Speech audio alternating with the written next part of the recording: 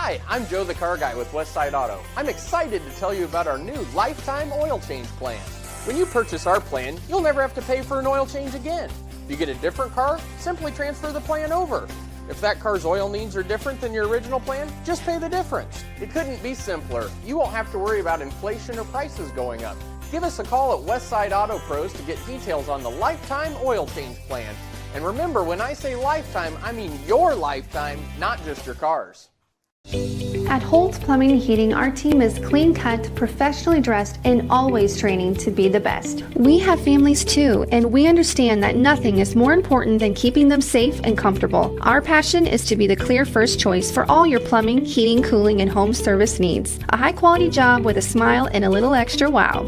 I would like to personally invite you to experience Holt Plumbing and Heating and find out why, for over 70 years, families all over central Iowa say, let Holt handle that. Our team at DeArmond Ford Indianola are committed to giving you an exceptional ownership experience. As a family-owned business, my dad and I are in the dealership every day to ensure you experience the DeArmond difference. Our core values of hard work, honesty, trust, and integrity are what we build our business on. Experience the difference at the all-new DeArmond Ford Indianola, where you'll actually enjoy doing business. The all-new DeArmond Ford Indianola, DeArmondFord.com.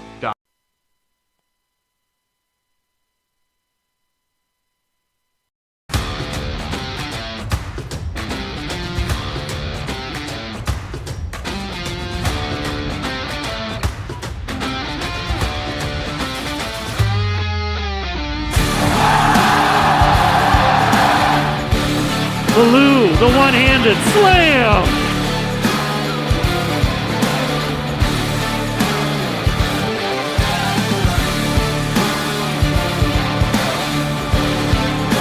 Has it! Touchdown!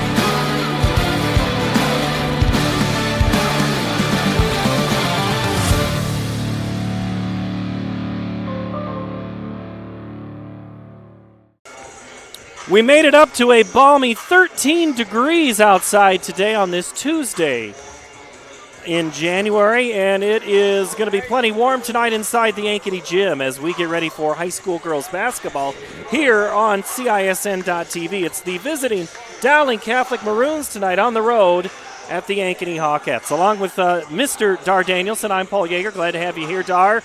Or is it I'm glad to be here with you? It's one of those two. I know It's an honor to be with you. I know we haven't done a game together in ages, have we? I think there's reasons for that. We're always the same site. Yeah, I mean, it was in my last contract, but I forgot to put that in the new one. It's 2022. Somehow the 22 contract, I forgot to put that clause back in there, and they said Paul's here, and it was too late to change. So, no.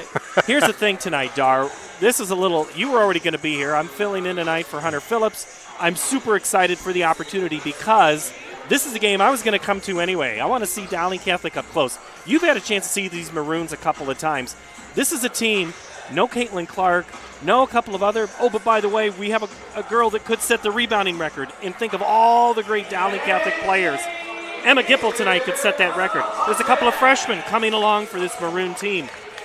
And they've only lost one time. Yeah, Ava Zidiker, the freshman, Emma Gipple's, going to, as you say, they got a nice mix of experience throwing a couple freshmen, and I've seen them, Johnston, Waukee Northwest, Valley. Valley gave them their first loss. And I think it kind of was a little bit of a stunner, and they've played really well since then.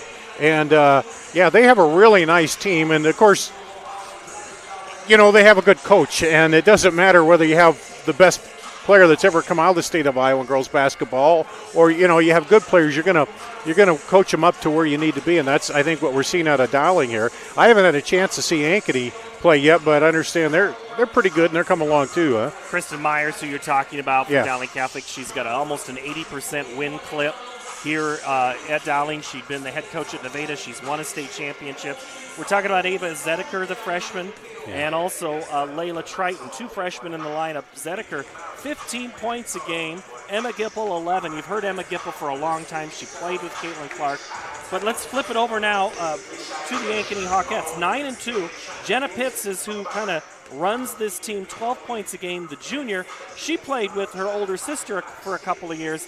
Now this is her team. They're trying to figure out ways that she can, A, lead, and B, distribute the basketball to some of these up-and-coming players. Yeah, that's the key, and that's what Zedeker does, too. You get a young player in that position who gets things started. But, yeah, and I think from looking at it, just the stats, it looks like, 3 players and over double figures or right around double figures. She's done a good job of that and shared the basketball enough and makes you the multiple threat for inside and outside and all over the place. So Jenna Pitts averages 12, Savannah Gage, a freshman, with 11, and sophomore Carson Jacks, she brings 10 points a game. We'll see seniors getting the start tonight as Caitlin Anderson will start, as well as Jaden Filling.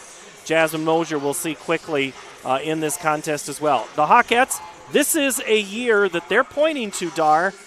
This could be the year we get back to the state tournament. It has not happened since the split of Ankeny into Centennial. Could be the year as 5A. Other than, say, a Johnston, maybe you could say Dowling. It's pretty wide open after that. Yeah, the way I've seen it, Johnston's right up there at the top where they should be at number 1. Dowling may be just a step above the ladder than the others, but then there's a big, a lot of parity through there. But then, too, as we know, when it comes down to going to the state tournament, a team could get hot, and one of these teams could jump in there over the others. It'd be, I think the way Dowling is playing right now, they got to be looking at a pretty good shot at Johnston too. And then it's kind of a scramble with the rest of them getting in there.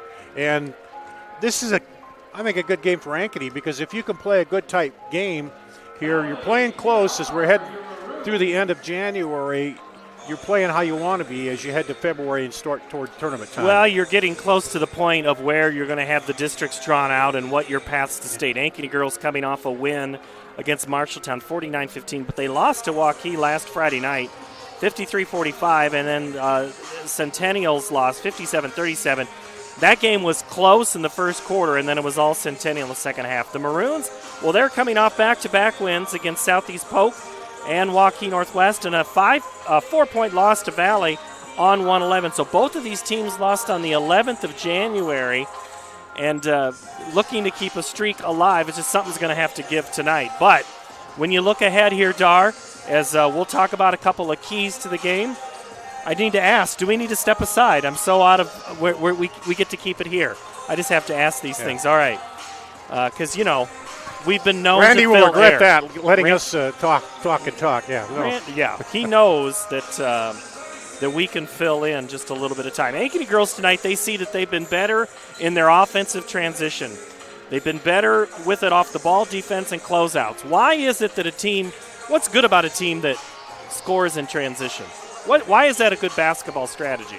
Well, because if you can get it, and either you're getting a quick run out or you're coming down and scoring quick, you don't let the other team set up the defense. The hardest thing to do is to play defense for a long time and get down and get set up. But if you can get that there, then you start getting that other team on edge too. They start thinking about, we got to get out quicker, and they may, it just makes it a little tougher on the other team if you can get out and score quickly, and especially score right away, because especially if they score a basket on you, but you come right down and answer, boom. It's just like the NFL. You score, and then 13 seconds later you score and go ahead. It just shocks the other team. I'm expecting Tony Romo-esque calls in real time tonight, Dar. Dowling Catholic tonight. Coach Meyer told us earlier today, she says lately they've been executing defensive assignments well. They've been patient on offense and getting good shots, and they've been bringing good intensity, focus, and energy. That sounds like a very good winning combination. Yeah, and they all talk about focus and dialing down to what you want to do, but that's when we talk about these teams being so close, that's what it is. You're coming down to a couple possessions in a ball game could determine whether you win that game and go to state or you don't. And so it is staying focused the whole time.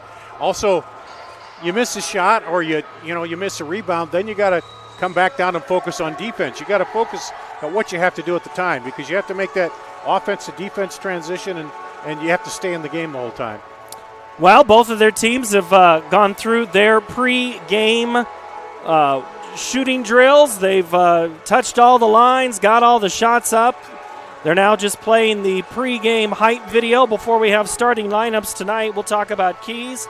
We'll have tip-off. This is game 1 of 2 tonight. It is a girl-boy doubleheader. Ankeny and Dowling Catholic from Ankeny High School tonight on this chilly Tuesday, January night. But this is a game that can go a long way to determining your postseason success, or maybe a little short, as it is games against good competition that sharpen the blade, right? Steel on steel, metal on metal sharpens. Yeah, and you know, if you lose a close game either side, then you might say, it might wake you up a little more that, hey, season's winding down. We can't make those little where I didn't box out. We can't make those little mistakes where I throw a turnover. You know, for either team, if it's a close game, then it's going to wake you up one way or the other.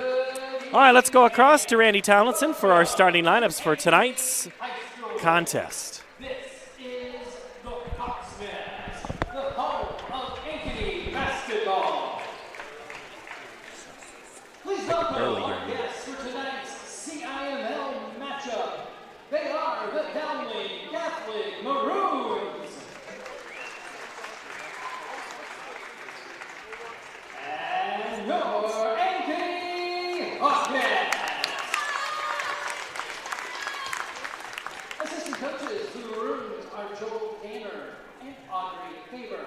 Head coach for Dowling Catholic, Kristen Meyer. Assistant coaches for the Hawkettes, Seth Haggerty, Gary Birdwell, and Cody Myers. And the head coach for your Hawkettes, Mr. Drew McInerney.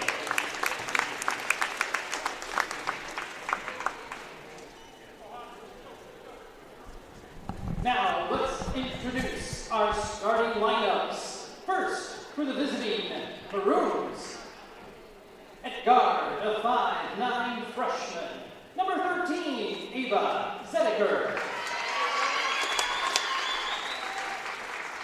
At guard, the 5'4" junior, number 21, Julia Moore. At forward, the 5'11" senior, number 23, Emma Gipple. At guard, standing 5'10", a junior, number 25, Lauren Ferris. And at guard, the 5'8" freshman, number 45, Layla Chitton.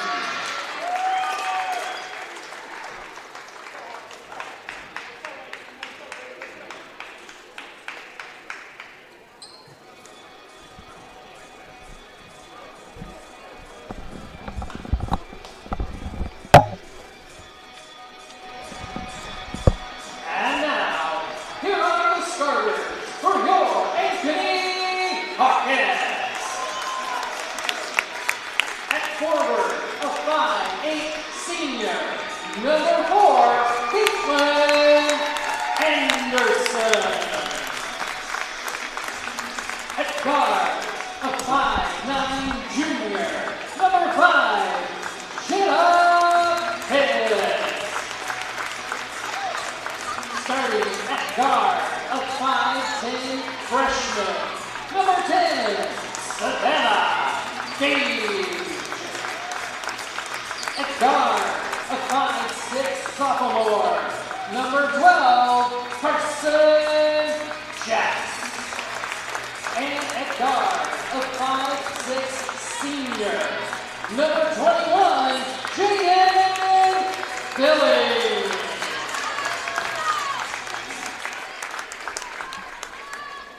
Our officials for tonight's contest, Brian Gibson, Greg Metz, and Brendan May. Our athletic trainer with us is Greg Waller. And now, to honor America.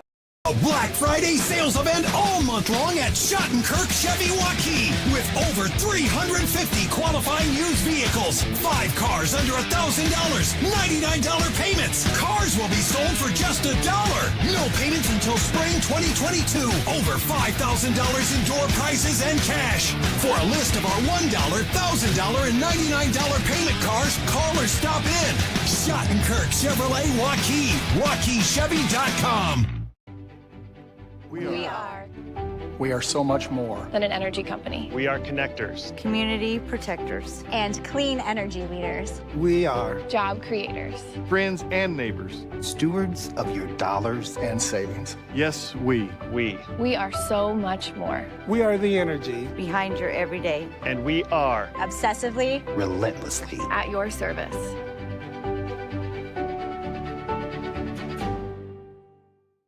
Hi, this is Chris from Fireplace Superstore, and you've probably noticed there's shortages on most everything in the market today. Well, Heat and Glow has helped us out this year, and they are focusing their energy on their gas fireplace inserts. So if you've got a drafty old wood-burning fireplace and you want to get it retrofitted into a beautiful, high-efficient gas fireplace, come see us. We will have product to sell you. Heat and Glow gas fireplace insert from Fireplace Superstore, 109th and Douglas in Urbandale, just west of Homeacres.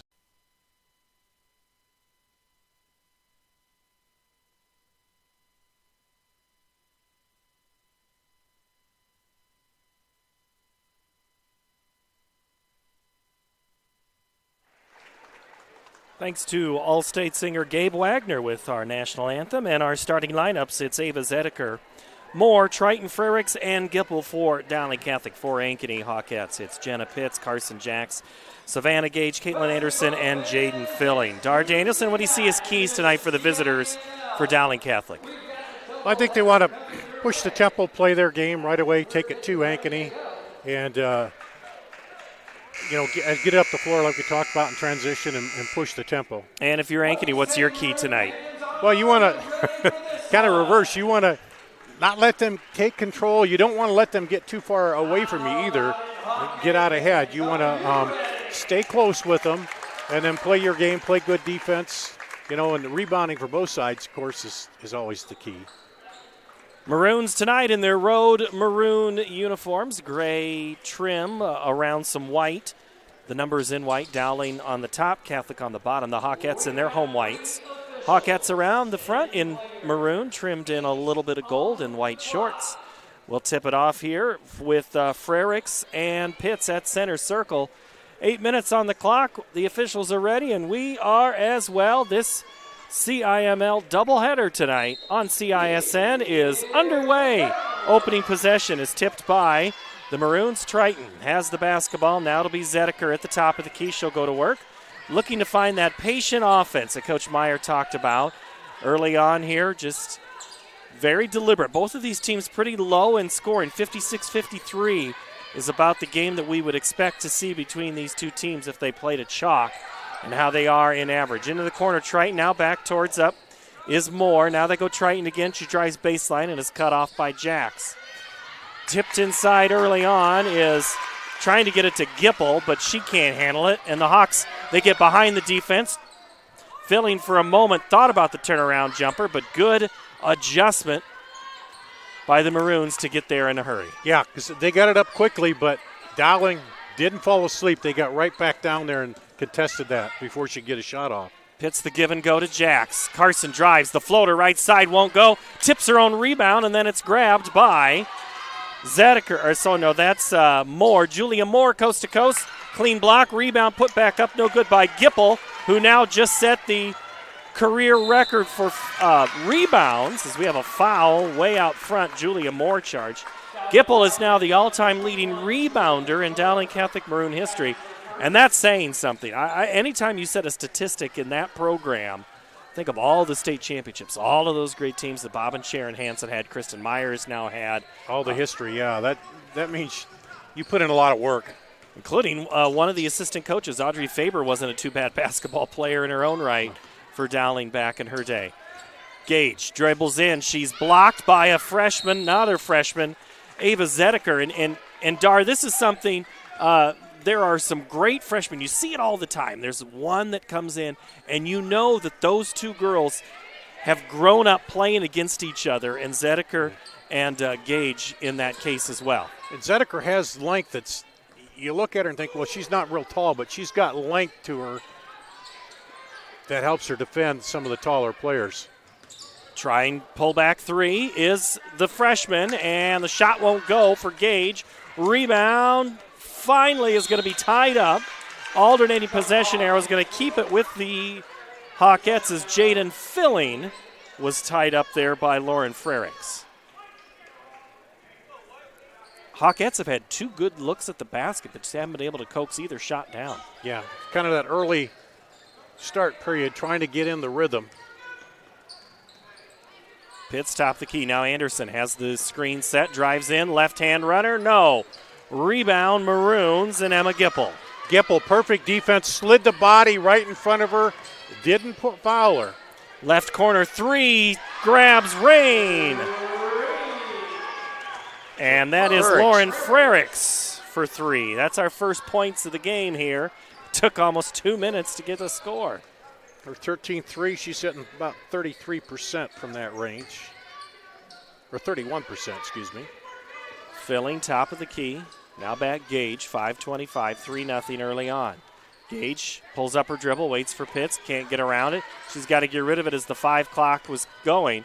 Anderson dribbles in, and she's cut off. She's got to get rid of it. Finally, 3-second lane violation. Coach Meyer was the 4th official on that play. Yeah, and she was thinking about the 5-second clock and didn't think about her feet where they were at. And as you said, Coach Meyer helped him out on that. Well said, Mr. Danielson. 3-0, Dowling with the lead as we approach the 5-minute mark in this first quarter. Low scoring was the thought, and that's what we've had so far. Frericks drives, left block, gets down on Anderson, waits for a cutting Gipple. Gipple gets it back, goes back in on Mosier, who's checked into the game. 3 is launched and hit. Layla Triton for 3. So 2 3-point buckets give the Maroons a 6-love lead here in the first period. That's the way you beat that zone. Move it around and then back out for the open look. Pitts gets around with the back behind. Carson Jacks launches the 3. That shot won't go, and we're going to have a foul on Ankeny on the rebound, and I think it's going to be on Gage. There again, not a bad look. Just Ankeny trying to find the range early, and there may be a little bit of that. You know, they're a higher ranked team, and you got to settle in and forget about that and just shoot it. 6-0. Zedeker with it. Now Gipple. Frericks waits for Zedeker, top of the key. Kick into the right corner. Nice drive to the basket, thrown up, no good. Triton shot, she tried all her might and couldn't get it to fall. Zedeker, nice move on Gage in the middle, floater, no. Savannah Gage the rebound.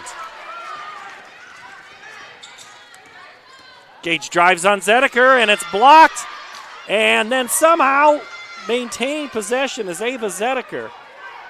Great back and forth here. She kicks to the corner. 3 on the way from Triton. No good. Backside rebound. Pitts grabs a hold of it. Pushes the tempo. Up ahead. Jacks collects. Dishes. Out of bounds. It'll stay with Ankeny. Triton. Thank you, Mark Amadeo. Triton.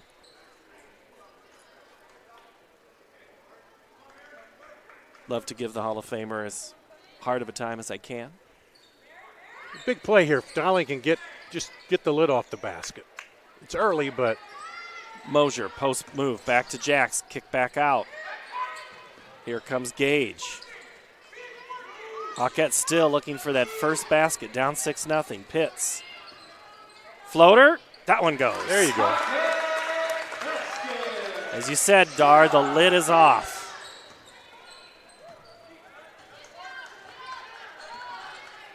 Zedeker pullback 3. Front iron, no good. Gipple the board, kicks back out. Shot on the way, 3, no good. Trenton with the rebound. Trenton the board. Heller had that shot. Now Heller with it again. Pulls back up, shuffles her feet, no call. Now Trenton drives in, and that's an easy bucket. They got Jasmine Moser looking back this way and got the ball in behind her on that defense, and they took advantage of it. Pitts floater, no good. She's fouled in the act of shooting. And with 2:25 on the clock in the first quarter, she'll get a chance to cut into this 8-2 lead that the Maroons enjoy. 54% free throw shooter in the season.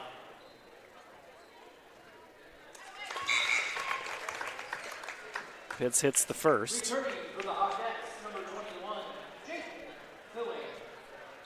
Filling back in, Caitlin Anderson out. It is senior night. There will be introductions from both Ankeny girls and boys basketball tonight between games as Pitts hits the second. That's one thing I haven't, as I said, I haven't seen Ankeny, but I know Dowling has a little bit of a bench, a little depth there, and that's one of the things you need to have too to develop as if you want to go make a deep run in state. Frericks drives into the right block. Jacks hold, nice cut by Gipple. 10-4, steal almost by Heller. Carson Jacks recovers. Heller's been a good freshman off the bench for them. She comes in, gives Trenton a rest. Mosier, kick it out. Now Pitts. Hawkettes moving the ball, just not getting shots to fall. Filling, fighting for it. Tips it back to the Maroons and Trenton. Zedeker, nice move, wide open. That's an ankle breaker. Mosier grabs the board. 90 seconds to play, first quarter. Pitts head up, looks to the corner. 3 on the way, no good for Filling. Mosier puts it back up and scores. That's what you need, a good inside post basket put back. 10-6. Trenton drives on Jacks, no good. Pitts the weak side rebound. That's 2 of those that she's had in this first quarter. Jenna inside. Mosier right around, won't go. That thing was all but down. Great post entry, just as you said, around the cylinder. Heller tries her own ankle breaking move. 3 in the corner, no good from Trenton. And it's Filling who grabs the board. 30 seconds to play. Maroons by 4. Coach McAnally takes a seat for a moment. Chance here to just be a 2-point ball game after one, after trailing early behind the 2 threes. Pitts drives in, floater, no! Air ball. She was expecting contact from Gipple, didn't get it. So now with 12.8, plenty of time for the Maroons to extend this 4-point advantage. Yeah, I think she thought she was going to get a little more pressure, maybe draw the foul, but after she got up, Gipple just played it straight up, and now the Maroons' chance for the last shot. Heller. Now Moore. Moore has it go off her left leg and out of bounds at 2.2. I don't think Coach is going to say too much about that because that's their deal. They attack. They get the ball, attack and kick, and that time it's just a bad bounce off her foot. They go the run play to Pitts. She lets it go, and at the buzzer, a block by Moore, and that ends our first quarter. Dowling 10, Ankeny 6. Back in a moment. Hi, this is Chris from Fireplace Superstore, and you've probably noticed there's shortages on most everything in the market today. Well, Heat and Glow has helped us out this year, and they are focusing their energy on their gas fireplace inserts. So if you've got a drafty old wood-burning fireplace and you want to get it retrofitted into a beautiful, high-efficient gas fireplace, come see us. We will have product to sell you. Heat and Glow gas fireplace insert from Fireplace Superstore. 109th and Douglas in Urbandale, just west of Homemakers. Hi, I'm Joe the Car Guy with Westside Auto. I'm excited to tell you about our new lifetime oil change plan. When you purchase our plan, you'll never have to pay for an oil change again. If you get a different car, simply transfer the plan over. If that car's oil needs are different than your original plan, just pay the difference. It couldn't be simpler. You won't have to worry about inflation or prices going up. Give us a call at Westside Auto Pros to get details on the lifetime oil change plan. And remember, when I say lifetime, I mean your lifetime, not just your car's. Back at Ankeny Gym, 10-6 Dowling leads after one, and let's take a look at a couple of big plays. We'll call them replays from the first quarter. This is a look at Dowling. Nice cut by, I think that was Gipple on that one, and she banked it off.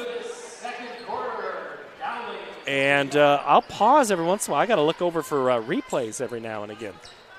Thank you, Randy. Along with Dar Danielson, this is Paul Yeager here on CISN. Zedeker holds the ball, now kicks it back out, left side three, draining it from long distance. And there they did Julia it again. Moore. Zedeker penetration, push the zone back and kick it out. They're going to have to figure out how to cover that three a little better when everybody collapses inside. 3 becomes 7 with that big shot. Jax is fouled. Now, against Centennial, Ankeny did a job where they attacked, but it worked in the first quarter, and then after they stopped doing it after that, Centennial made some adjustments, and it was just harder for them at that point. Now we see the second quarter as Jenna Pitts walks with assistant coach Gary Birdwell as they try to pick up some moisture underneath the Dowling basket on the left side. But, you know, it's fun to see how these adjustments happen, Dar, between quarters and what teams see. I'm just interested in seeing Gary Birdwell work there a little bit. He was my son's freshman coach. Okay. And a great guy. And, of course, watched his daughters play. And he still has one left, right? Does he still have one left? I think he has one left still playing. But he coached my son in freshman boys basketball and then coached, later on was on that Urbandale staff. But a good guy. I like to give him a hard time when I can. Well, you can see him in the hall between games and say those knees recover from all that stretching you had to do at the 7:24 mark in the second quarter. Carson Jax goes 1-2, and she now has 2, 13-8.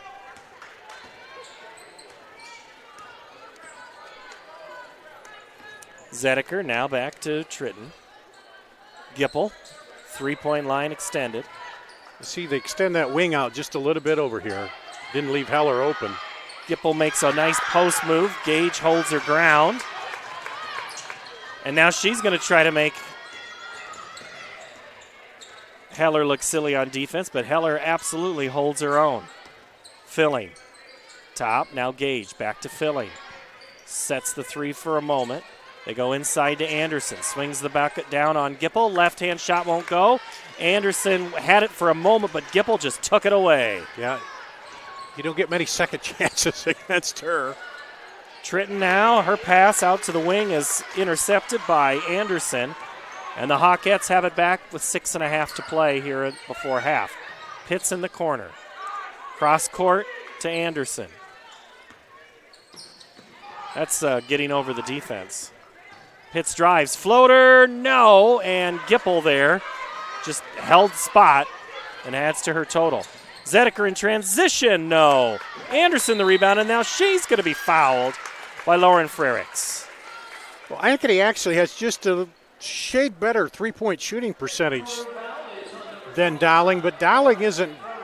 They give them a couple open looks that they missed early, but in these last few possessions, Dowling's making them take it inside, or Gipple's right there to clean it up if they do have a miss. Maroons in the lead, 13-8, 6 minutes to play at half. Carson Jax, Caitlin Anderson now. Filling. I can hear move come across from the Ankeny bench, and they're trying to do some double cuts. Anderson's wide open in the corner. That's a long shot. Triton just had to catch it. Up ahead into the corner and taking her eyes off the basketball, Lauren Frericks. She turns it over. Yeah, that's one of those. She was thinking turn and shoot or pass inside before the ball got there. And But again, any threes Dowling's giving up, they're making them long ones or contested ones right now for Ankeny. Ankeny hasn't hit a three yet.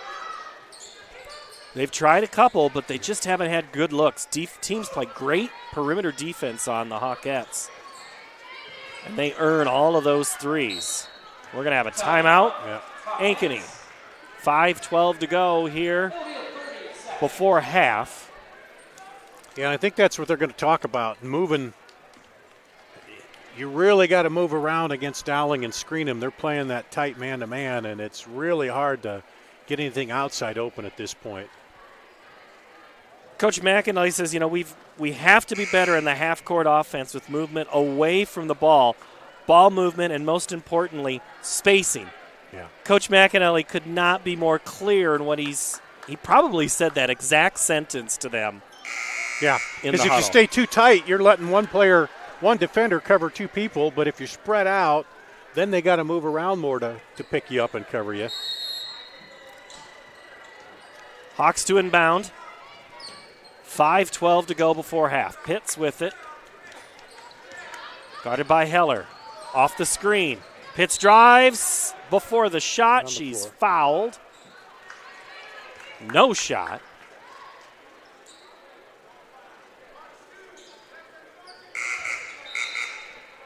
Now, I think we're going to have a 1-and-1. No, it's on the floor.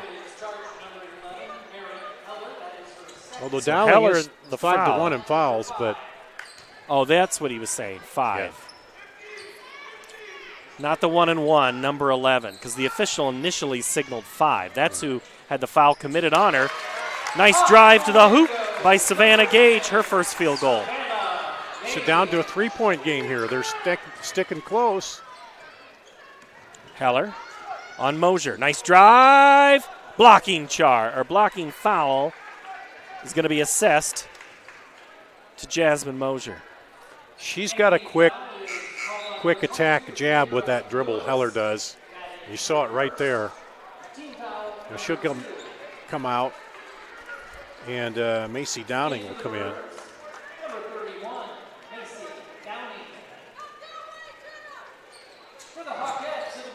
Inbound, stolen away for a moment. Gipple gets it back. Left side, good. Great post move, Emma Gipple. Classic shot out of her. And they switched to man there, and Dowling did a good job to get her open, cutting across. That was a 6-player post move right there. Inside, Jax. Nobody there to help. Looks to create. Goes back down on Gipple underneath and scores. Oh, man. That's your power move. Jax has played a lot of basketball on the youth side. She is a competitor. Driving in is another freshman and a competitor in her own is Zedeker. Her shot is off the mark.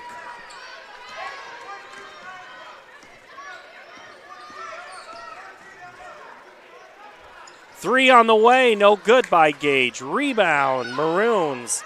Macy Downing. Down low, Gipple wide open. Missed the open look. Gage the rebound, dribbles through 3 Maroons and pays the price with a turnover. Driving in again, missing the shot of the Maroons, and the Hawks get the basketball back. Up ahead on a breakaway layup, Savannah Gage switches left to right and makes it. Timeout, Dowling Catholic. Full timeout at the 3:17 mark as the Hawks cut it to 1. At DeArmond Ford Indianola are committed to giving you an exceptional ownership experience. As a family-owned business, my dad and I are in the dealership every day to ensure you experience the DeArmond difference. Our core values of hard work, honesty, trust, and integrity are what we build our business on. Experience the difference at the all-new DeArmond Ford Indianola, where you'll actually enjoy doing business. The all-new DeArmond Ford Indianola, DeArmondFord.com.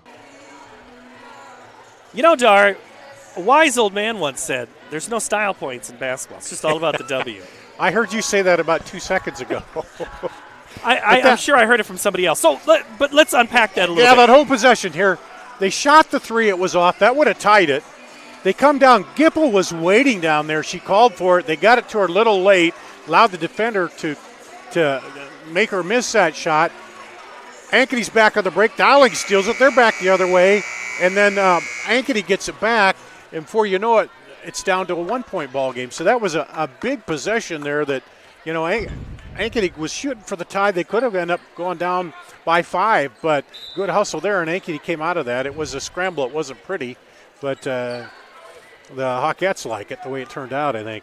15-14, Maroons with the basketball and the lead as we approach 3 minutes to go here before half. And the Maroons come out with a little bit of energy. Gipple drives down, gets Shadravan in the air, and she's going to get a chance for the three-point play. Well, you weren't going to stop her on that one. You could tell. She was just right in there and took it up. Nice drive to the hole. Yep. And just got Shadravan up in the air, and that's why I think they called the foul. The officials have allowed a lot of leeway tonight on straight-up defense. Gipple and 1 is good. So Gipple now with 7. She has almost half the points of the Maroons. They're up by 4.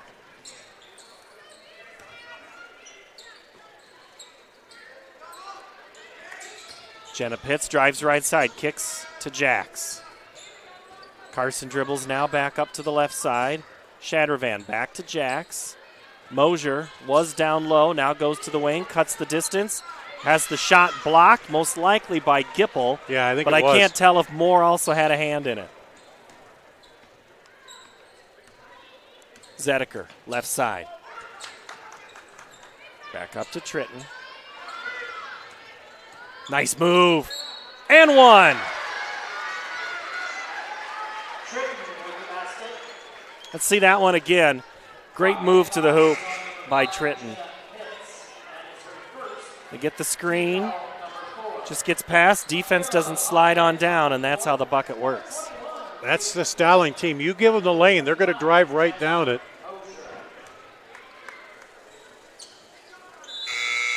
As Tritton hits the and you notice they had Gipple out here, and they didn't bother guarding her. She's only tried 1 3 and missed it, so she doesn't shoot a lot of threes out there, so they didn't worry about that, but they need to do a little better job of closing off the lane. Well, the Hawkettes had cut it to 1, and now all of a sudden it's a 7-point advantage for the Maroons. 6-0 run. And when you're not scoring more than 20 points, that's a big deal. Carson Jax gets into trouble, gets some help from Filling. Her right shot from the elbow is good. Jaden Filling, the senior, gets 2, her first 2 of the game, back to a 5-point advantage.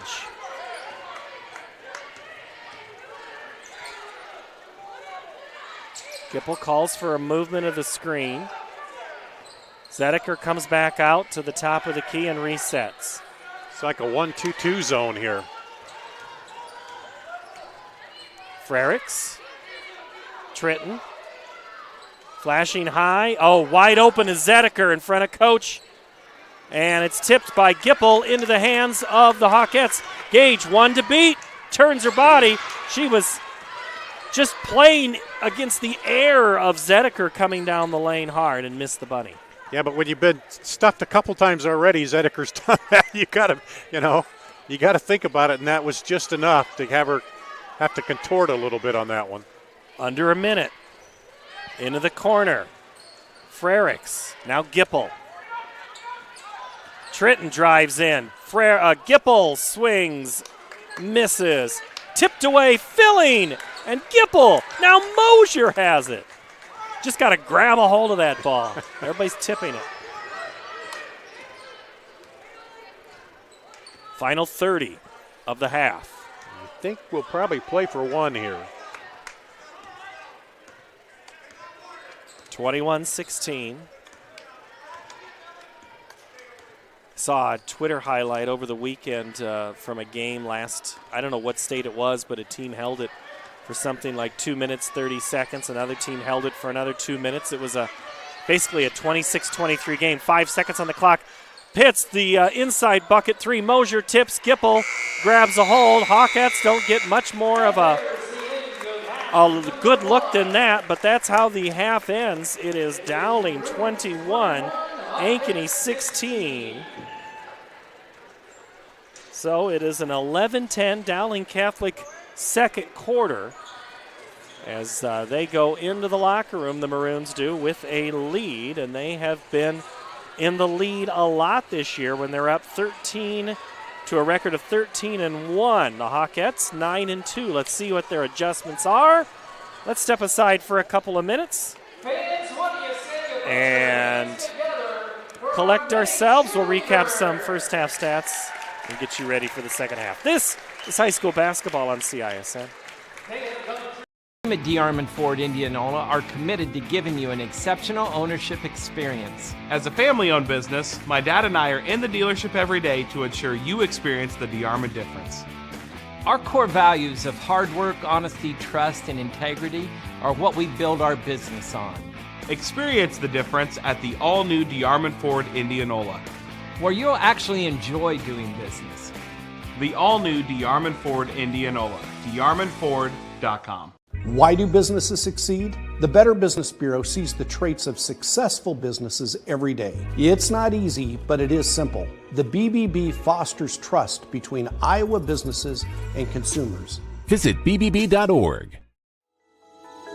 Central Bank opened its doors in 1877 and has been proud to call Iowa home ever since. For more than a century, our family-owned business has worked hand in hand with friends and neighbors across the state to make their dreams a reality. Come visit us at our new location on Hickman and Waukee and see how Central Bank can make it happen for you.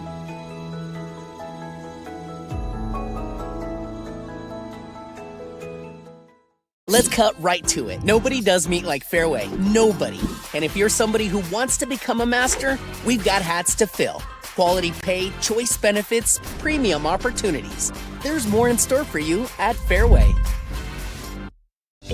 At Holt's Plumbing and Heating, our team is clean-cut, professionally dressed, and always training to be the best. We have families too, and we understand that nothing is more important than keeping them safe and comfortable. Our passion is to be the clear first choice for all your plumbing, heating, cooling, and home service needs. A high-quality job with a smile and a little extra wow.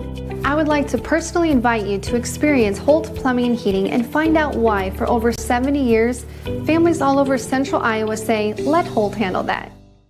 Hi, I'm Joe the Car Guy with Westside Auto. I'm excited to tell you about our new lifetime oil change plan. When you purchase our plan, you'll never have to pay for an oil change again. If you get a different car, simply transfer the plan over. If that car's oil needs are different than your original plan, just pay the difference. It couldn't be simpler. You won't have to worry about inflation or prices going up. Give us a call at Westside Auto Pros to get details on the lifetime oil change plan. And remember, when I say lifetime, I mean your lifetime, not just your car's.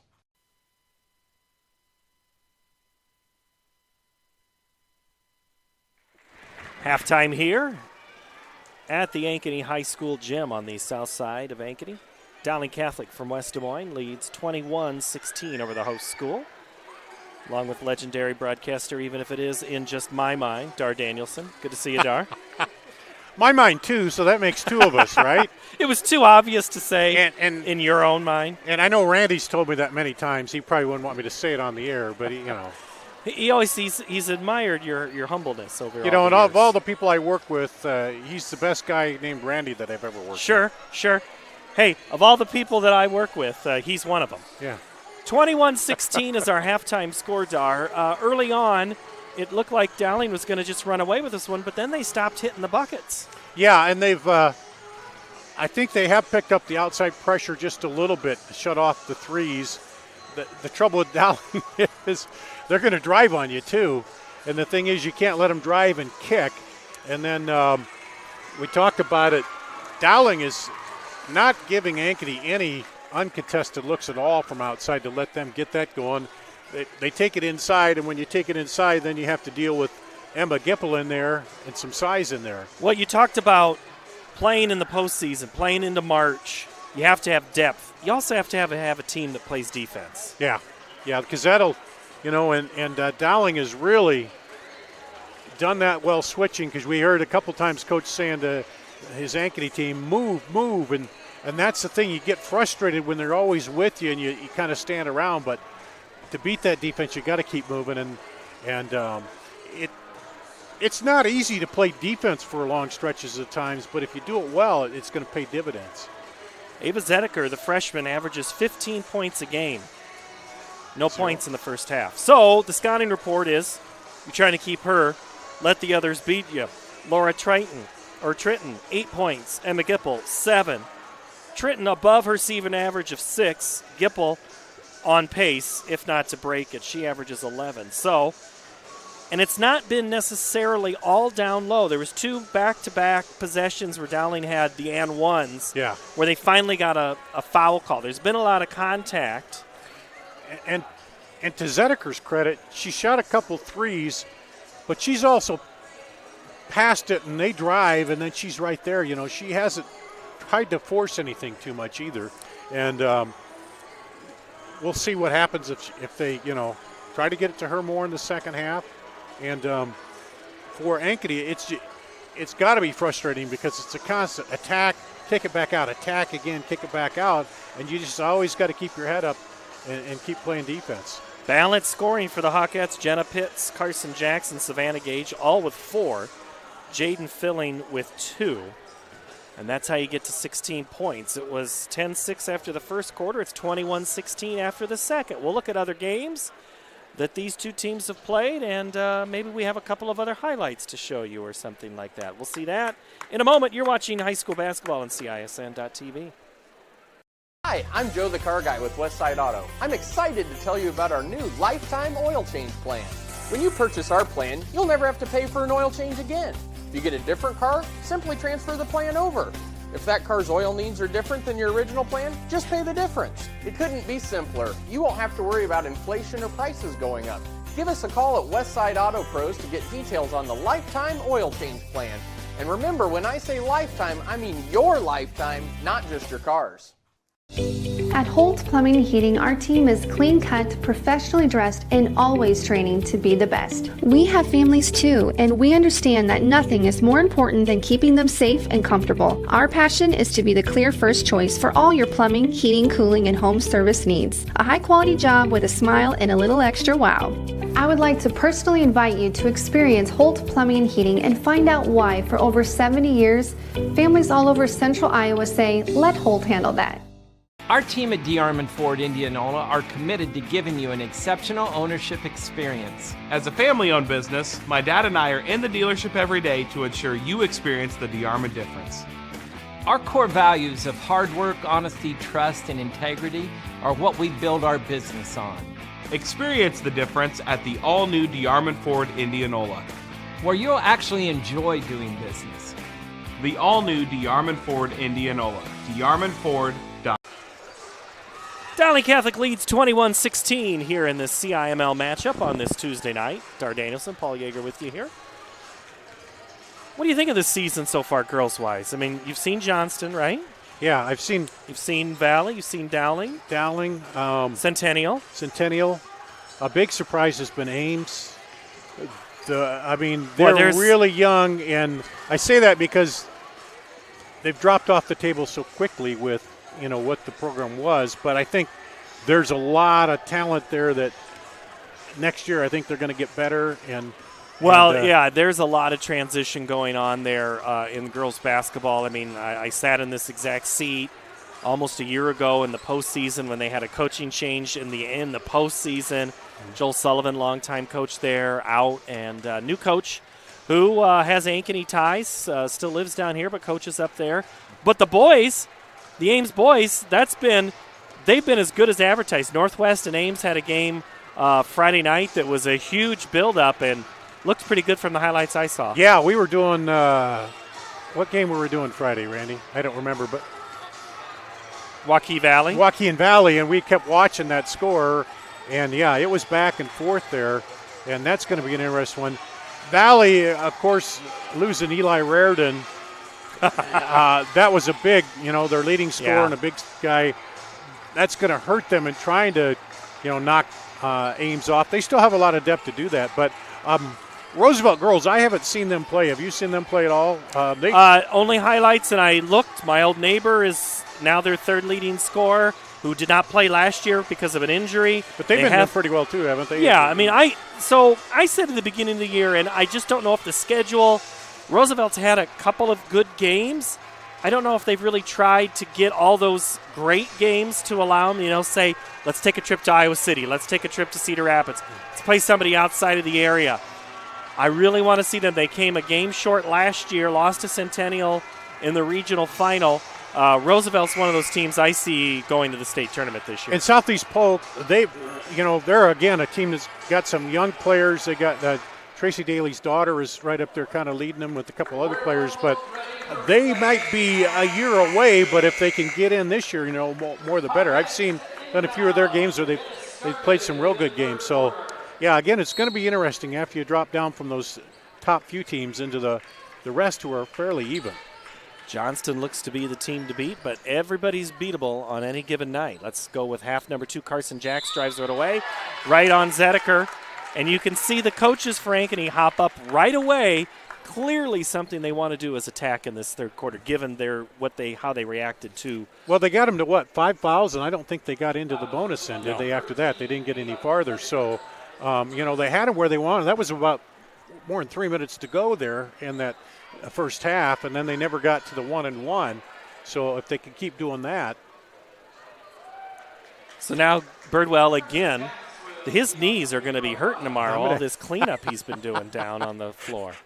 I'm going to have to talk to him after that about, say, hey, you want to come over and do my house? My floors have suffered this winter. Free throw is pushed to the right by Carson Jacks, the sophomore, who is a twin, by the way,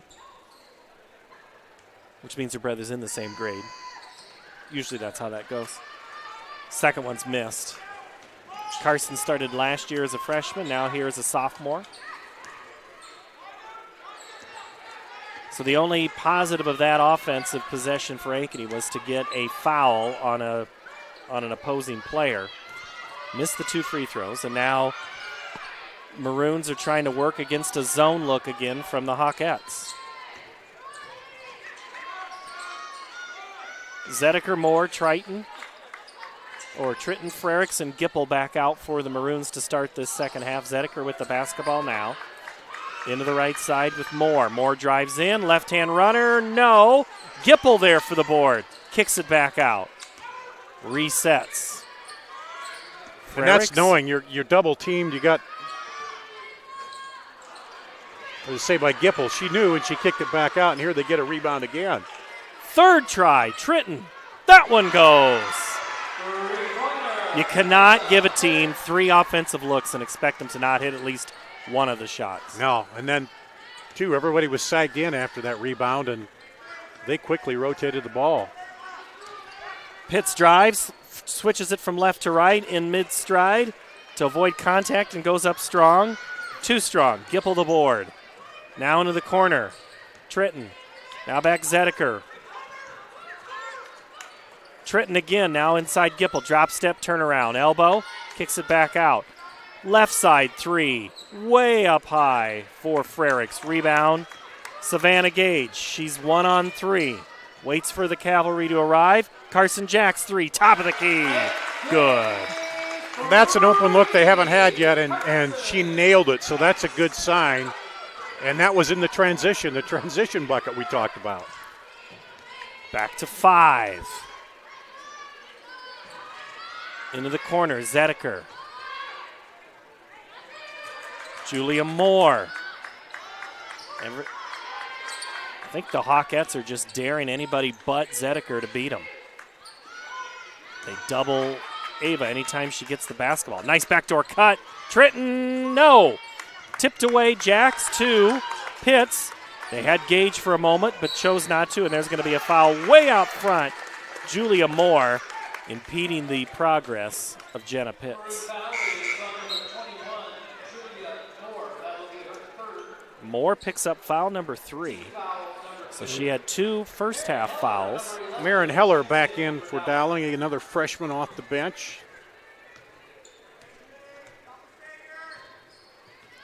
Jenna Pitts looks for a cut or a screen, and then they go Anderson on the trail. Pitts had nowhere to go with it. Carson Jacks comes back for help. Carson drives, lays the shot up, tipped off of her hand, out of bounds. It'll go back to Dowling Catholic. Yeah, I think she's looking for a little contact there. Got a little bit, but she got it from behind, but the Dowling girl hit the ball, and it just went through Jax's hands and out of bounds. Heller with the ball. Now to the right side, Tritton. Gipple had possession, or had a position down there. Zedeker. I want to call her Ava Gardner. Zedeker, and then that's going to be a foul way out. Heller is going to be whistled. And I think that's her third foul. Yeah, that time they forced it out for Dowling. They didn't let them, get that. Dowling was making their money a lot inside in the first half, and they stopped them from doing that this time. And timeout on the court. It's a 30-second variety. 30-second. That means we can stay here and talk. Does it? Is that what that means? Yeah. I can get to a break quicker than, say, someone I'm looking at across the table, that it might take him a while. I'm going to throw shade all over the place tonight. I got a lot of cleaning up to do from not sitting with you guys for a while. Well, there's a certain member of the crew that isn't here that we could talk about, but we won't since he's not here. He's across town. But I worked. That's first. Don't worry. A few weeks ago, worked with him. That was the first I'd worked with him in a while too. But well, Hawkettes are back out onto the floor, and so are the Maroons, as giving some final instruction is Joel Danner, the assistant coach for Dowling Catholic. He's been with Coach Meyer in her years. I think it's year 6 already for Coach Meyer. Man, time flies. Jenna Pitts drives up left side, just throws it up because she was expecting somebody to be there for the pass. On the other side, yeah. She just had to throw it up and shoot, missed. Maroons can extend this lead. Tritton now back to Zedeker. Tritton's going to shoot it, miss it. Great defense by Frericks, or rebounding by Frericks. Tritton again, the 3, no good. And now that's going to be a foul on Dowling in the paint, as Mosier just went flat out. I think Gipple's going to be whistled for a shove. Yeah, it is on Gipple. I think that was Lewis, wasn't it? Kendra Lewis? No, they whistled it on Gipple. She's the one very frustrated at the free throw line on the left side. Mosier went down. Oh, okay. Oh, you're right. I didn't see Lewis come into the game. I think she was the one that got knocked down. She did. It was her. She did a good job of boxing out. But. Somehow, Jax maintains the dribble. Lewis is pushed.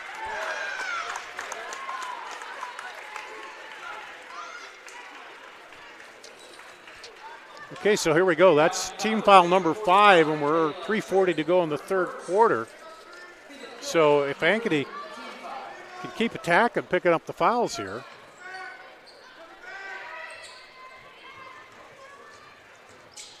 Back out Lewis. Thought about the 3, maybe got away with a little feet shuffle. Mosier, drop step, turn around, hard glass, good. That was nice against a very top quality defender. So we talked about Ames just a little bit ago. Against Centennial, Mosier had a really good game against Kennedy White, former Ames player who now moved into Centennial this year. And so sometimes you just want to see Mosier develop more of that game from the inside. And right there she showed she has the post moves. And she gets the steal on this play. Harassing back there is Heller. Up ahead, Gage. On the baseline, nearly steps on the line. Gets it up to Carson Jacks. Now Pitts. Nice pass. Jacks misses the 3. Out of position was Mosier. Guess who was in position? Emma Gipple. Oh, nice. By Heller there. She had her defender in the air. Chose to be deliberate about it. 24-21, 2.5 to play, third quarter. Coaches are saying, get your hands up for Ankeny. Zedeker inside, nice pass. Oh, Gipple! Now Nice it's look. 9. Drew the defense to her and found Gipple on the backside.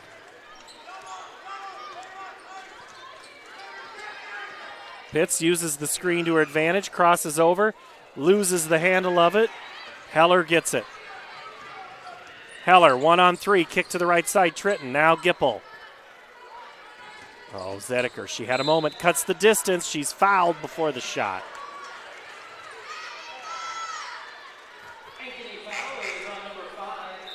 It's Jenna Pitts whistled for the foul. That last little run was the first one we'd seen where Ankeny was able to string some points together. Then Dowling shut it off, and they're trying to answer back here now. $1:48 to go. Gipple gets the inbounds pass from Heller. Then Pitts just steals it away. Pitts has got a hand on her right side, and that's going to be Heller's 4th foul. Yeah, she was going to try to come back and steal it back. But I don't know if she felt her kind of on that hip and turned a little bit. But and that's a 16 foul now here on Dowling. Excuse me. So Julia Moore and her 3 fouls comes back into the game at the minute 40 mark. Pitts with it, a minute 40 to play third quarter. Gage. Now Lewis. Lewis to Mosier. Backdoor, no good. Rebound again, Emma Gipple. I forget how fun Emma Gipple is to watch play basketball. She puts on a rebounding clinic.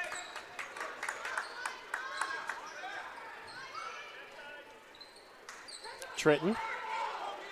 And she's still active, too, offensively, moving through the lane, keeping the hand out.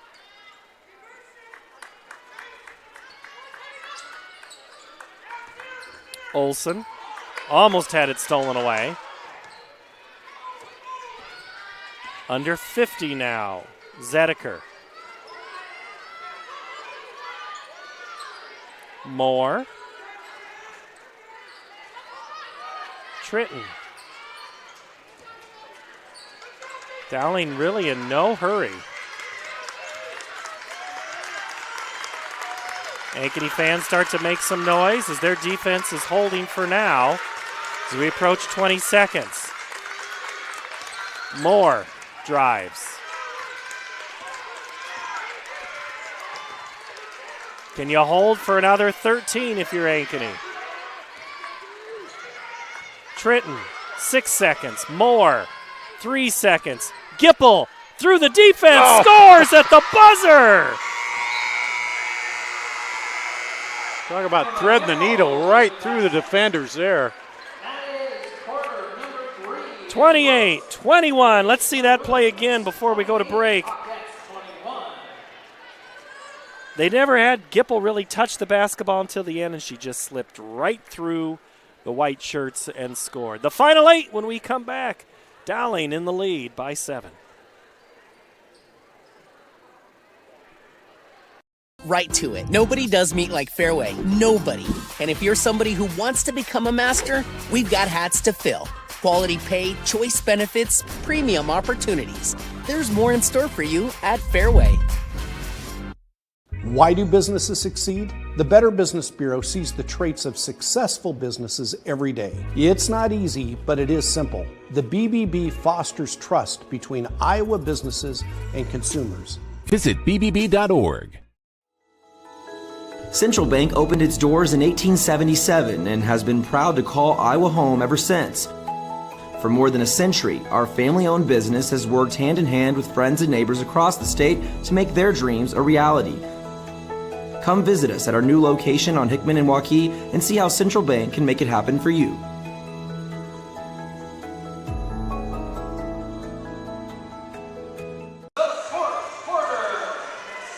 We have a combined 50 points, 28-21. But there's been a lot of action, except for like that last possession where they ran it, what was a minute and something, where he ran it down? So we start the fourth quarter, double dribble by Ava Zedeker, who's yet to score for the Maroons. This game, Dar, do you want to call it ineptitude on offenses? Good defense? No, I just think it's two teams going at each other. They're forcing some mistakes. They're not making anything easy. Pitts from the right side off the high glass scores the first points. The Pitts made that look easy, but the shots, you got to work for your shots here, and that's the thing. They're playing good defense, and you got to work for it. Maroons lead cut to 5. Couple sloppy moments, but overall, pretty well played game. Tritton. Oh, nice cut by Gipple. Olsen couldn't handle a little too much on that one in the form of the pass.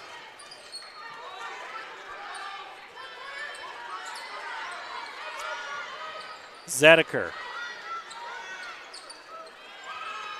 Tritton. They go into Gipple. Turn around, now back out. And we'll see it again.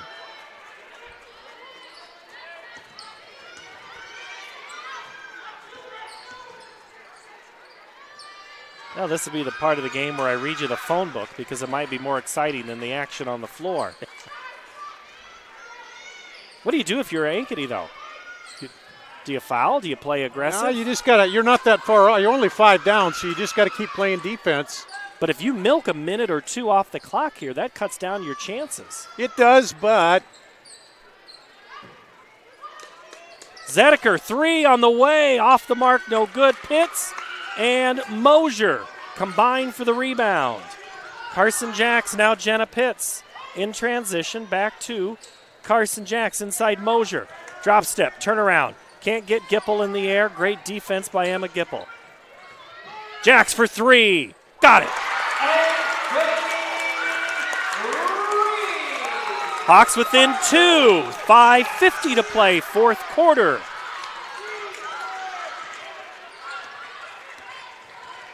If you're Dowling, you feeling a little tension right now? They're going to call. They're going to pull it out, try to pull that zone out a little bit. Coach Birdwell, you could just see his shoulders drop when he saw the call come from Meyer.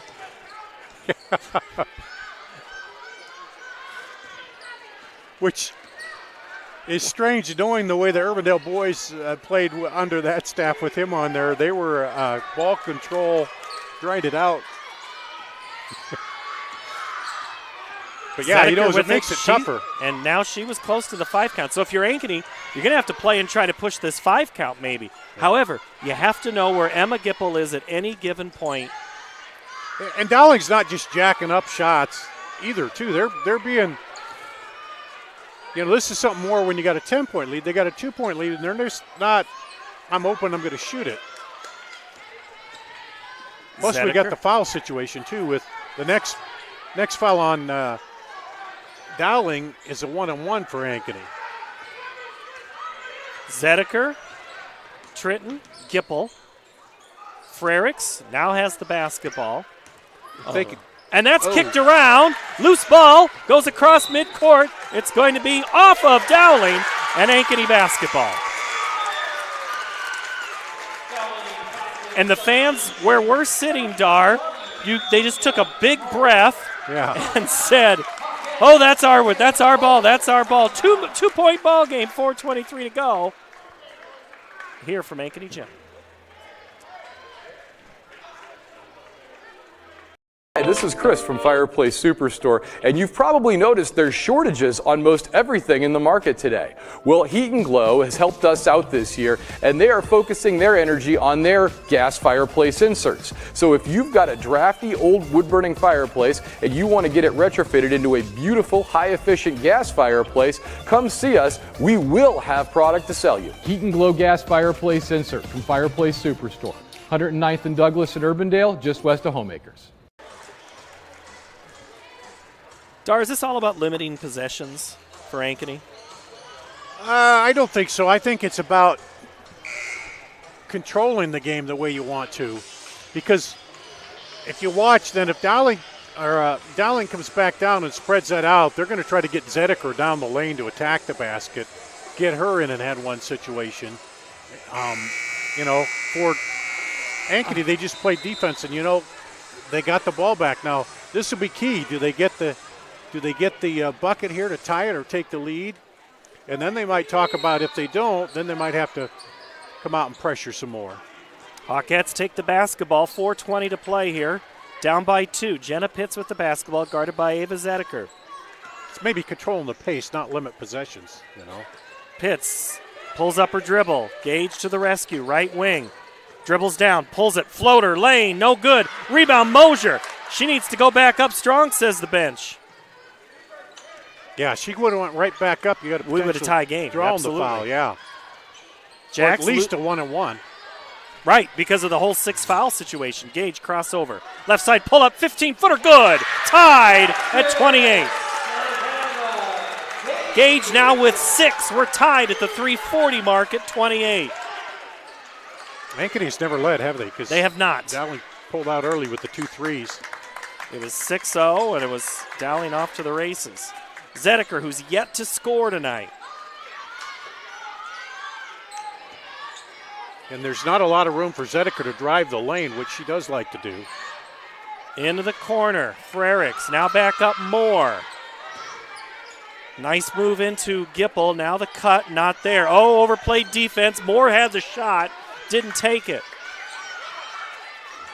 Right side. Zedeker dribbles back up to the logo. 3 minutes to play. Frericks.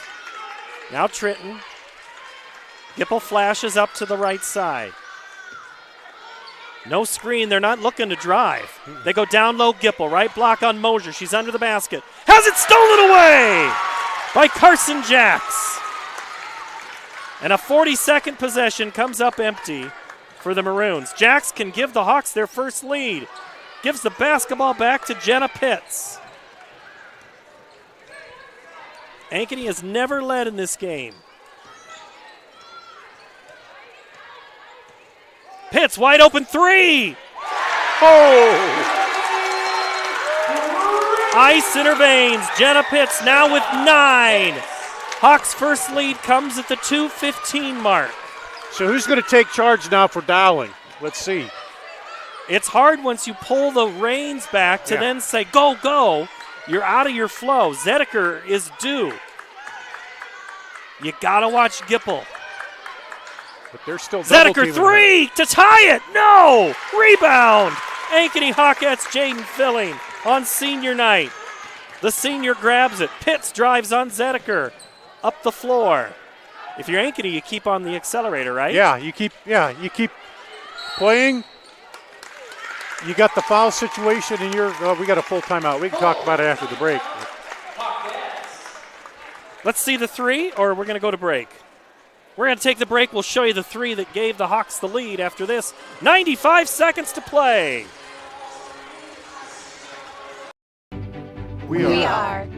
We are so much more than an energy company. We are connectors, community protectors, and clean energy leaders. We are job creators, friends and neighbors, stewards of your dollars and savings. Yes, we. We are so much more. We are the energy behind your everyday. And we are obsessively, relentlessly at your service.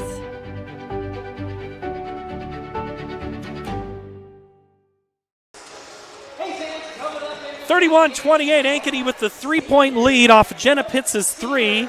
95 seconds to go. Let's see how she did it.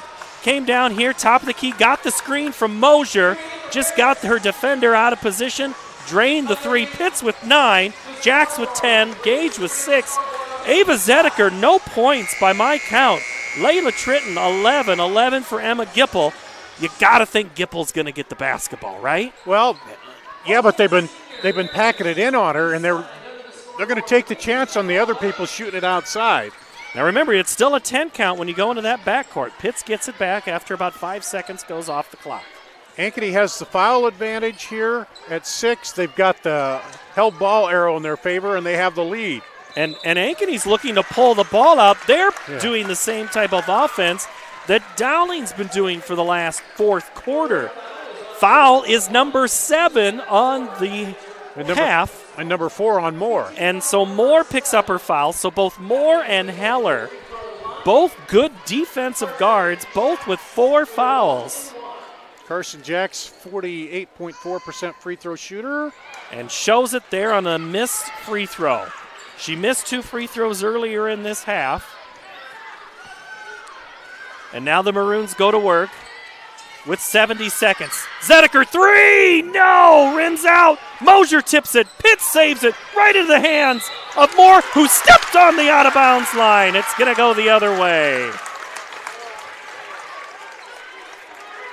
Came right down here. Zedeker had a great look at it. Mosier tipped it. Pitts goes into the front line, and then it's so hard underneath the basket. Hawks have got to get it in.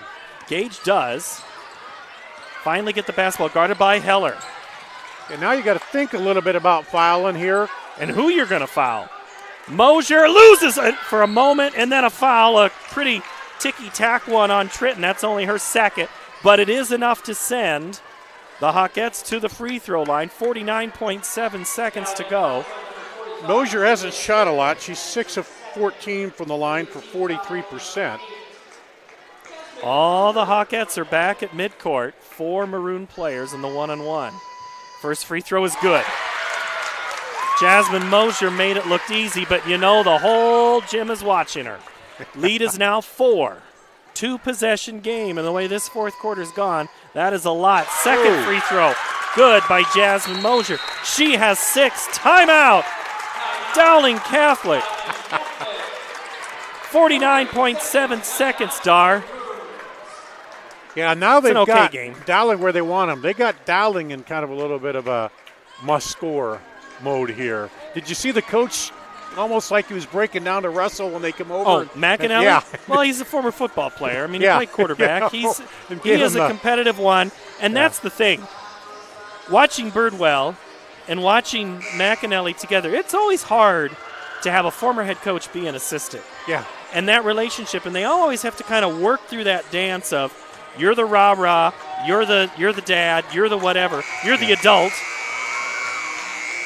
Kind of like you always have to be the adult with us. I'm what? You always have to be the adult Oh, well, in the room. Yeah. Well, there's a lot of people who disagree with you on that one. Maroons need to go the full court. 2-possession game, 33-28. Ava Zedeker held scoreless in this game. Backside help. Falling out of bounds, saving it. Now Moore drives in. Floater! Shot, and she'll shoot. 2 free throws. Great drive to the basket. Julia Moore. Good attack. But here's the thing. If it wasn't in the act of shooting, as we see it again, as Moore drives in, way to attack. So the foul charge to Jasmine Mosier. But now if she makes this one, you can go into your full court press and pressure and try to get a turnover here on the end line. Moore with the ball in her hand. Left-handed shot, no good. Rebound comes out to Carson Jackson. She's quickly fouled by Emma Gipple. Will walk from right to left. And this is the last 1-and-1 here. Team foul number 9. And it'll be Carson Jacks. Hawkettes as a team just not great at free throws. This is similar to the Valley game where Valley got that little lead and they forced Dowling to get out of the comfort and have to attack late. Carson Jacks hits the shot. The front end of the 1-and-1. Jacks now with 11 to lead the Hawkettes in scoring. 34 seconds. Second one is good. Now 12, 35, 29, 33 seconds to go. Need a quick 3 here. Zedeker, ball taken out of her hands. She gave it up. Gipple, 3 from Frericks. That's good. Good shot. Zedeker with 20 seconds gets the rebound. Launches the 3. That's off the mark. Jenna Pitts the rebound. Up ahead, Savannah Gage. Let's see if Pitts holds it down. Pitts wants to get fouled, but she gives it up to Lewis. Now underneath to Mosier, who loses it. Gipple gets it back. 5 seconds. Gipple 3 seconds. 2, 1. Tritton won't get the shot off. And Ankeny upsets Dowling. 35-29 here tonight in CIML play. 14-1. I was just going to say, I was looking at my sheet. That was a 1-point quarter for Dowling? 14-1, fourth quarter for the Ankeny Hawkettes to come all the way. I looked at that and I thought, man, I had that wrong. But no. Down 7 to win by 7. Wow. Whew. Well, it's just an average Tuesday night. You know who to call, Peter, when the game's going to be good. When the game's going to be good, you bring in us. I like it. All right, let's take a quick... Yeah, I know. Let's take a quick recap of the scoring, and then we'll take a break between games, let the stream relax. For the Maroons tonight, who fall to 13-2, Ava Zediker held scoreless. Julia Moore with 4. Layla Tritton with 11. Emma Gipple also had 11. Lauren Frericks 3. And that ends the scoring for the Maroons. Only score 1 point in the fourth quarter. The Hawkettes will improve to 10-2. Carson Jacks with 12, including a couple of big free throws to ice this one away. 9 for Jenna Pitts. Savannah Gage and Jasmine Mosier with 6. Mosier's free throws were pretty big as well. That was a big win tonight. So Ankeny this season has both beaten Valley. They've beaten Northwest and Coach Chris Guess, and now Dowling in the same year. It's been a long time since they've done that. The key possession there, you said, when Dowling pulled it back out, and you said, what do? They're winding time off. No, they waited, and they were calm, and it paid off for them defensively. And then they came down, and that's when they started their run there in that fourth quarter. They waited. Dowling decided to ease it off, pull it out, and credit Ankeny as they waited on defense, got the rebound, got the ball back, and then started their run. As we have the introduction of senior players going on, so this break is going to be a little bit extended in this contest. So the Maroons will take the next couple of days off, and then they will play Waukee on Friday night, where the Ankeny girls will play Marshalltown, or no, see. Both teams play Waukee next. It's just, no wait, I'm off on the right. Waukee Northwest. There you go. Hawkettes will play Northwest on Friday. That game is at Northwest, and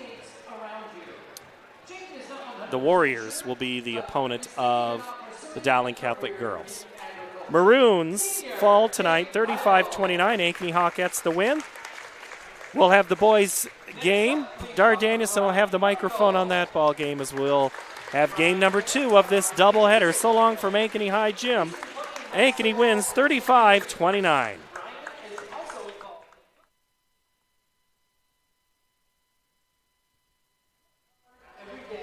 And enjoy the minute because time flies. Ryan plans on attending Minnesota State in Mankato and playing football. Ryan Randall.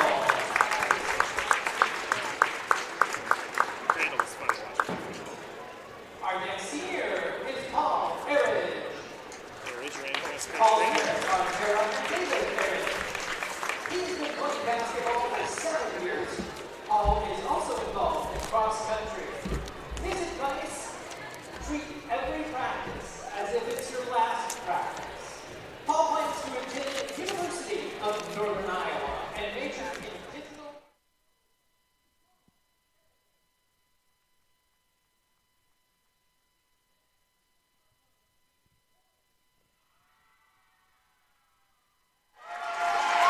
James parents are Jake Cook and Josh and Brooke Cook.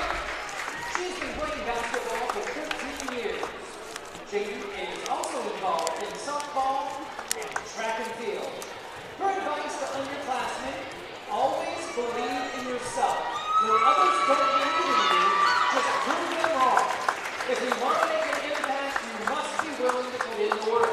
There are no excuses. Effort and attitude will take you far. If you want something, hustle and go get it. Jaden plans on attending Central College or the University of Northern Iowa for business administration. Jaden Billing. Our next senior is Blake Genpad. Blake's parents are Denise and Dennis Genpad. He has been playing basketball for 13 years. Blake is also involved in band, cross country, track, and soccer. His advice to underclassmen: try to grow in every way, physically, mentally, and spiritually. With regards to sports, always practice and play like someone is watching. Also, put the team above yourself if you want to succeed. Blake plans on attending Iowa State University to major in animal ecology and Senior Blake Canada. Next up, please welcome Anthony Hawkins. Anthony's parents are Jeff and Stacia Hawkins. He's been playing basketball for 14 years. Anthony is also involved in golf. His advice, stick with it and never quit.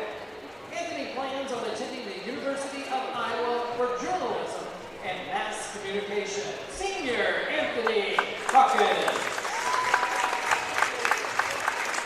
Next, please welcome Angelina Hemphill. Anthony's parents are Dean and Sherry Hemphill. She has been cheerleading for 4 years. Angelina is also involved in choir and band. Her advice to underclassmen, do your homework and stay in school. Angelina plans on attending college and continuing in music. Angelina Hemphill. Our next senior is Lindsay Johnson. Lindsay's parents are Robert and Samantha Johnson. She's been cheerleading for 4 years. Her advice to underclassmen, enjoy every minute of high school. Time flies when you're having fun. Lindsay plans on attending the University of Northern Iowa to major in mathematics education. To become a middle school math teacher. Senior Lindsay Johnson. Our next senior is Jackson Copen. Jackson's parents are Joe and Shannon Copen. He has been playing basketball for 12 years. His advice to underclassmen is always hustle and work hard and help others improve. Jackson plans on attending college to major in business. Senior Jackson Copen. Next, welcome Henry Locke. Henry's parents are Susie and Bob Locke. He has been playing basketball for 5 years. Henry is also involved in track and student council. His advice, trust the process and it will love you back. Henry plans on attending Iowa State to study mechanical engineering. Henry Locke. Next is Owen McHose. Owen's parents are Andy and Brooke McHose. He's been playing basketball for 13 years. His advice to underclassmen, keep showing up. Owen plans on attending BMAT. Senior Owen McHose. Our next senior is Isaiah Otten. Isaiah's parents are Julia Otten and Annette Abbott. He has been playing basketball for 14 years. Isaiah is also involved in baseball. His advice, put in the time and work and have a leader mentality no matter what. Isaiah plans on attending Mercy College of Health Sciences to enter the physical therapy program. Senior Isaiah Upton.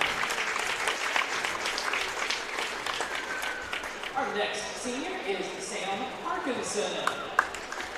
Sam's parent is Amy Parkinson. He's been playing basketball for 10 years. Sam also played golf, tennis, and baseball. His advice to the underclassmen, build strong relationships with your teammates. Sam plans to attend the University of Iowa and study criminology. Sam Parkinson.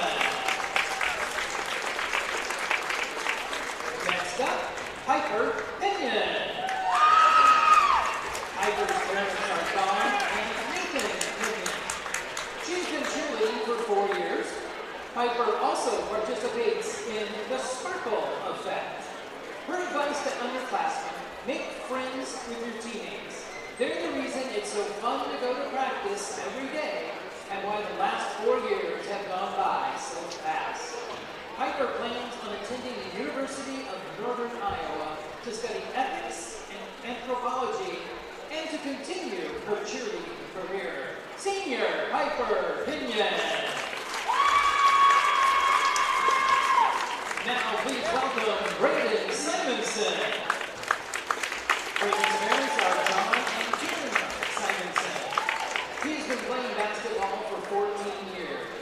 Braden also participates in football, baseball, and weightlifting. His advice to underclassmen: have fun, work hard, listen to your coaches, learn how to take a charge and pass the ball. Braden plans on majoring in engineering and playing football in college, but has not decided on which school just yet. Senior Braden Simonson. Our next senior is CJ Van Pelt. CJ's parents are Mike and Julie Van Pelt. He's been playing basketball for 3 years. His advice to the underclassmen is to unapologetically be yourself. CJ plans on attending Iowa State University and majoring in business. And our final senior, please welcome Mason Cook.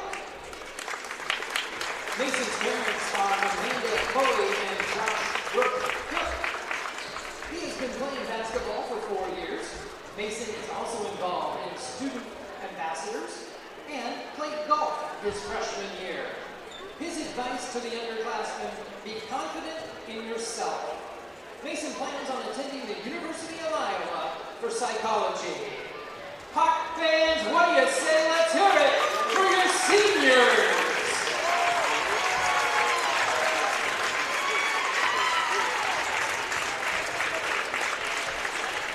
And now, one more time, put your hands together for the parents who give so much.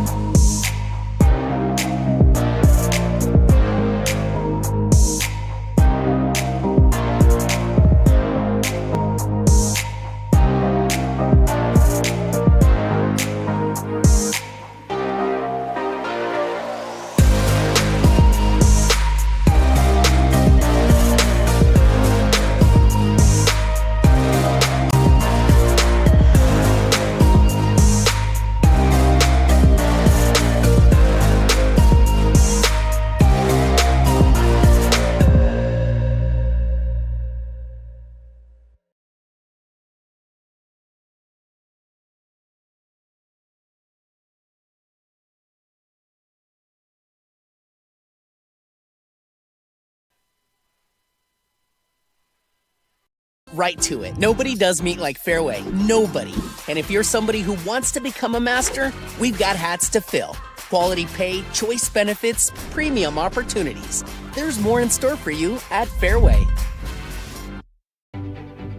We are We are so much more than an energy company. We are connectors, community protectors, and clean energy leaders. We are Job creators. friends and neighbors. stewards of your dollars and savings. Yes, we. We are so much more. We are the energy behind your everyday. And we are Obsessively, relentlessly At your service.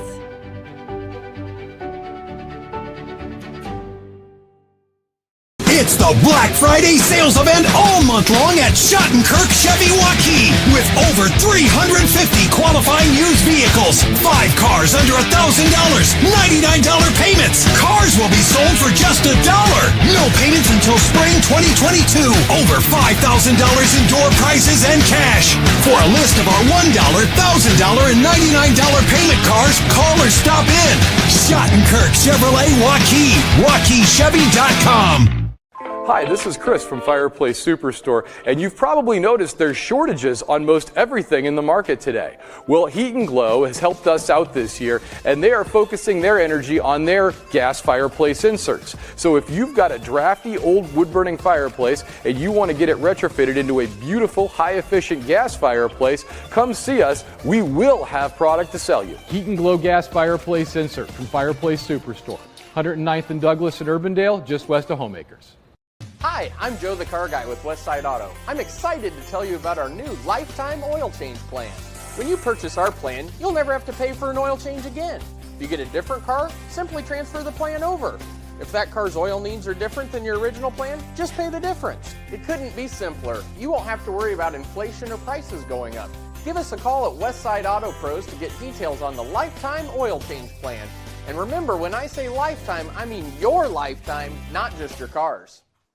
Holt's Plumbing and Heating continues to be one of Central Iowa's fastest growing plumbing, heating, and cooling companies. I'm reminded of that every day as I see our fleet of vehicles in all shapes and sizes head out to help customers in need. We work hard to keep our vehicles clean and in good shape. Some are customized with great ideas, and some maybe not so much. But at the end of the day, a job well done and a happy customer means everything to us. Just one more reason why more and more Central Iowans are saying, let Holt handle that. Let's cut right to it. Nobody does meat like Fairway. Nobody. And if you're somebody who wants to become a master, we've got hats to fill. Quality pay, choice benefits, premium opportunities. There's more in store for you at Fairway.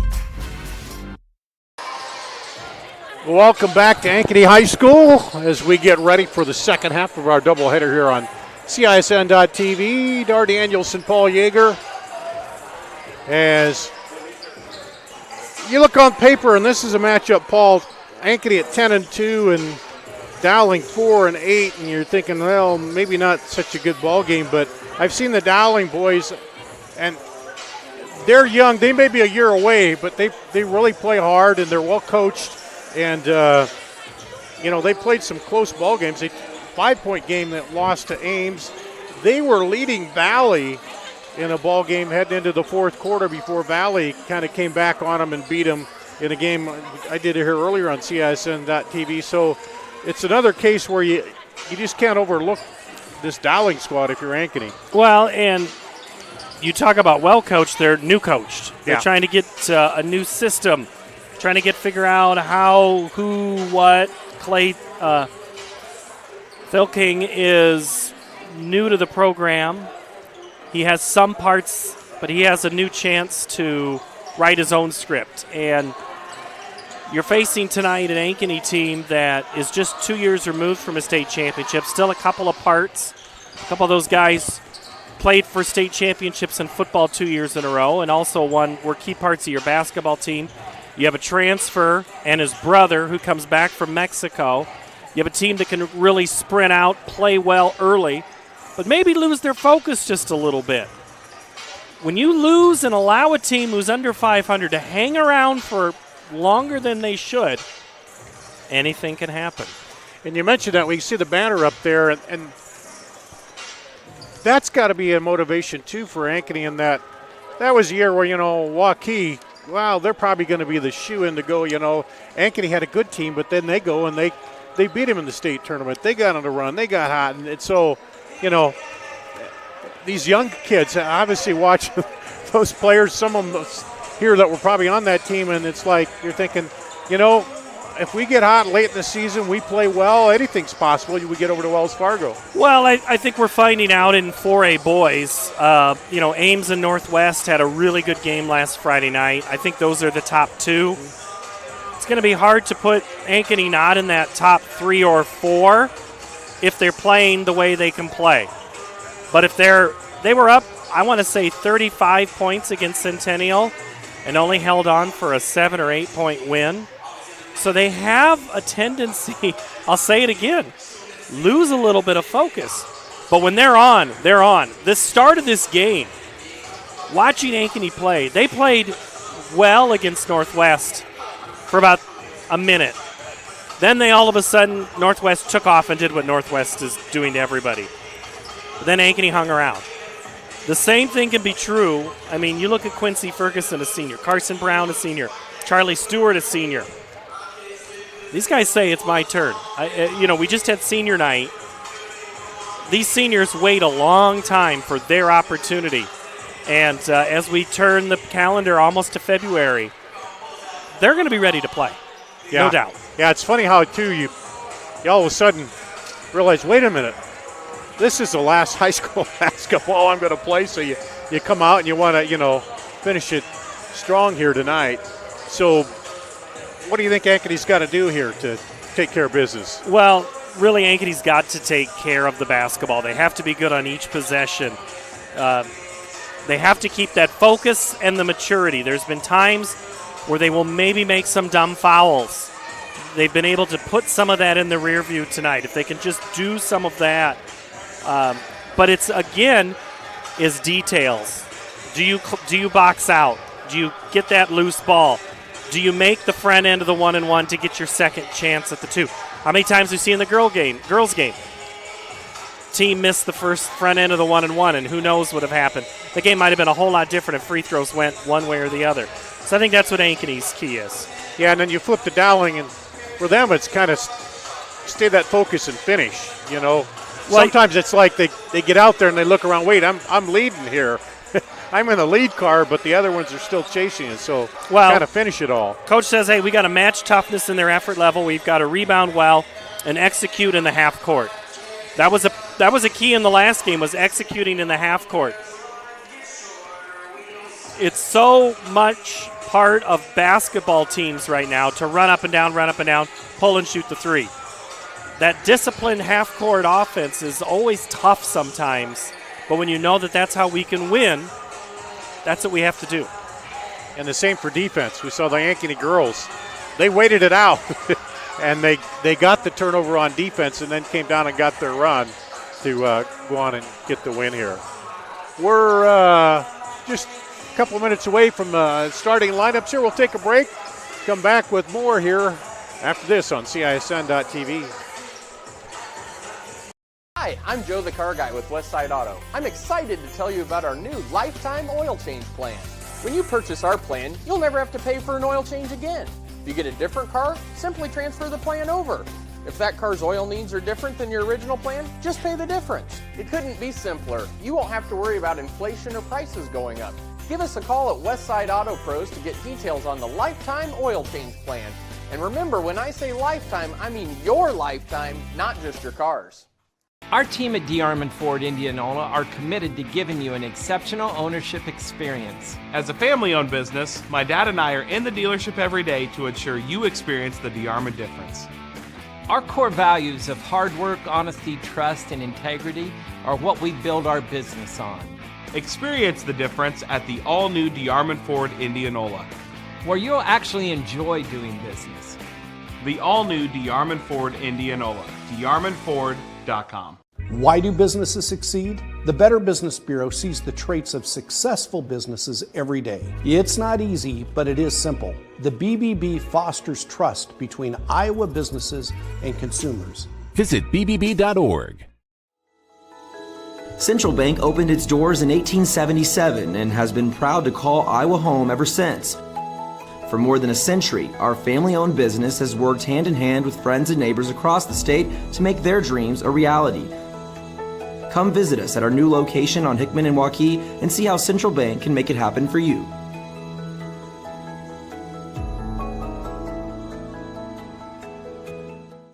Let's cut right to it. Nobody does meat like Fairway. Nobody. And if you're somebody who wants to become a master, we've got hats to fill. Quality pay, choice benefits, premium opportunities. There's more in store for you at Fairway. At Ankeny High School, it's Dowling Catholic against the Ankeny Hawks here. Dar Danielson, Paul Giger, Randy and Pete on the crew tonight with us as we're inside where it's warm.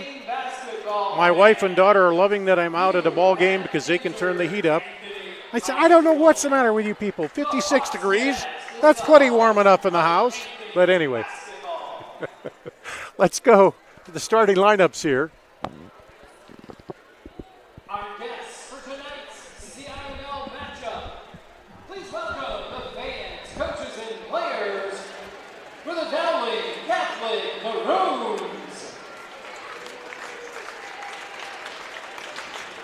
And your Ankeny Hawks.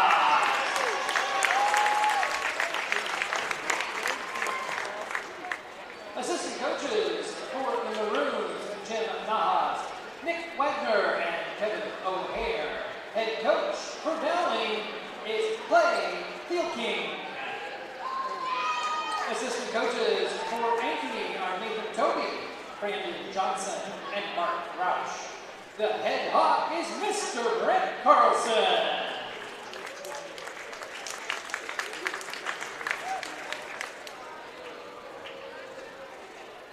And now let's introduce our starting lineups for game number 2.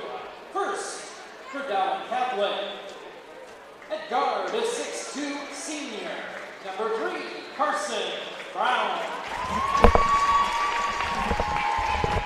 At guard, a 5'9" senior. Number 5, Quincy Ferguson. At guard, a 6'3" senior. Number 23, Charlie Stewart. At guard, standing 6 foot even, a junior. Number 25, Drew Morrow. And at forward, a 6'3" senior. Number 43, Jalen Pettis.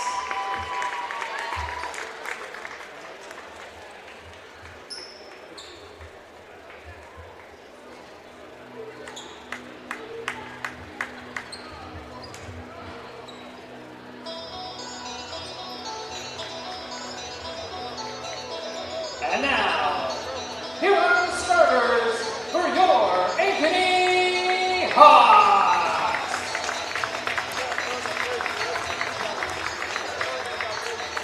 At guard, the 6'3" senior, number 5, Ryan Randall.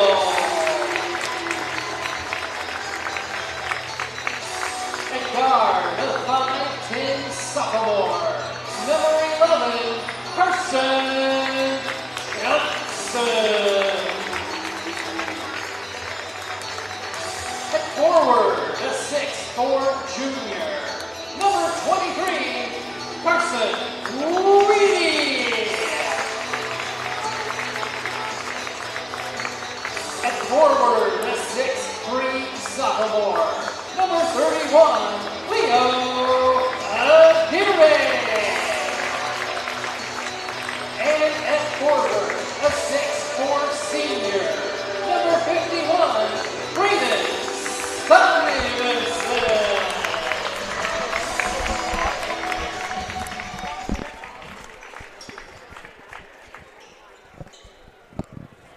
And we're ready for basketball action here. Ankeny girls pulled off the upset. Can the boys do the same tonight? What do they got to do that, Paul? Well, if you're the Ankeny boys, it's really just about doing what you do, and that's get up, be focused, and complete each possession. If you're Dowling, You got to compete. You got to be consistent. Maybe get a couple of breaks here and there, get a couple of shots out the bench, maybe get one of the key guys for Ankeny in foul trouble. Simonson gets the tip, and Ankeny will start out with it. Quickly. Around they go, back out to Johnson. Ooh. And he draws the foul right away. If we're going to have those fouls, it's going to be a long night, Dar. A couple of these guys know each other from football. You think of Pettis and Crandall and Simonson all knew each other, played against each other. Pettis, great football career. Just lots of strong muscle out here. Garay in and up, and he gets Ankeny on the board with the first basket.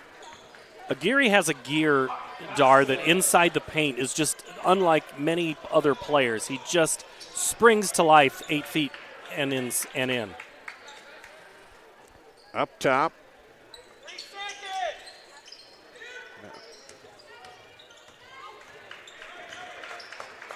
Morrow gets it off.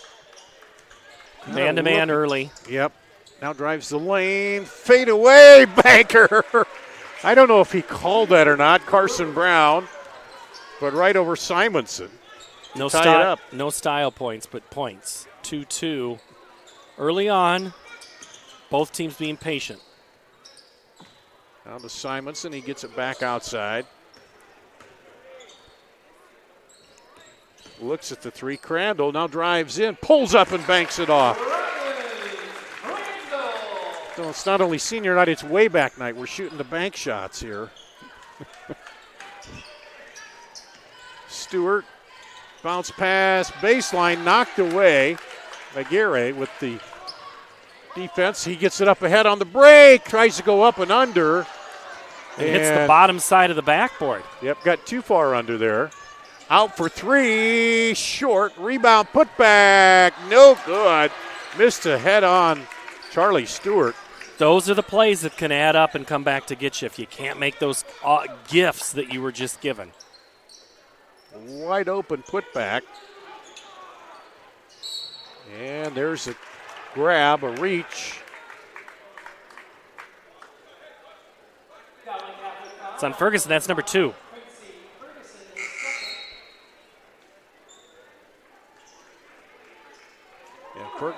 Ferguson picks up 2 quick ones. Joey Coppola will come in to replace him.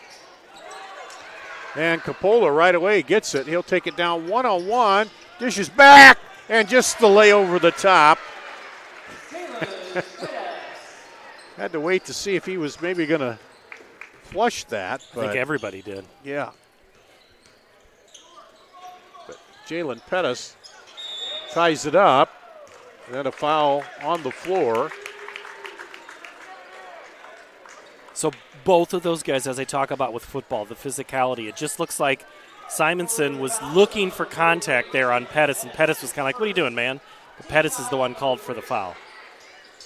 Pettis' first 3 team fouls already on Dowling, and the defense comes out and forces him to turn it over.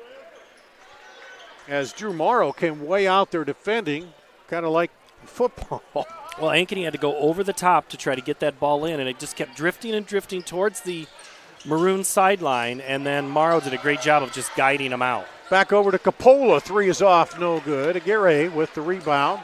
He looks up court quickly. And the 3. Johnson in transition right there, Peter, made it look easy. Is that a 2 or a 3? That 2. must have been 2. Okay. And a rebound comes off to Ankeny. Dowling fans thought maybe a little too much going on underneath. Mismatch physically there. Just and Gary expected more contact. And Morrow will push it up quickly. Takes it all the way to the hole. Put back, no good. And now Ankeny back. Lob up ahead and a little looking for Crandall. You like the energy, but I think if you're Coach Carlson right now, you're just like, guys, just dial it down. Settle down just a little bit. Maybe a little bit of the senior night. Extra energy there. Look at that. All-State quarterback J.J. Cole into the game. Get Cole in there. Pull up is good. Stop and pop by Drew Morrow ties it up again. Morrow had a great look in transition there.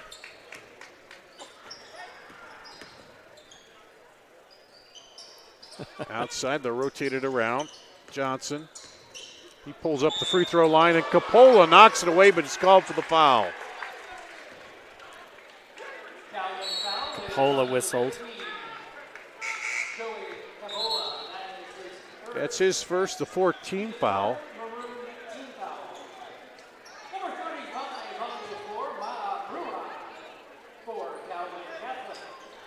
Bruja comes in.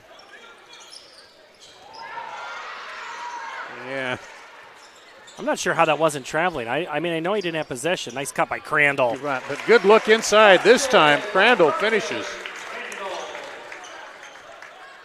And it's 8-6. Ankeny.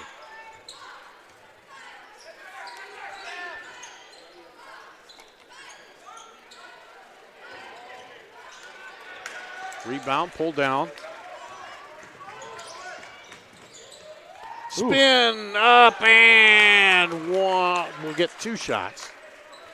Not sure if Alex didn't maybe take just one little extra shuffle there when he was getting in, but Alex plays, he's a year older than Leo.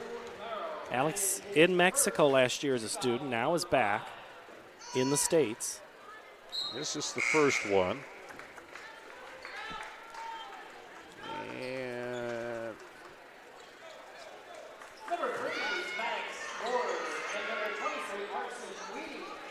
And he's a 65% free throw shooter.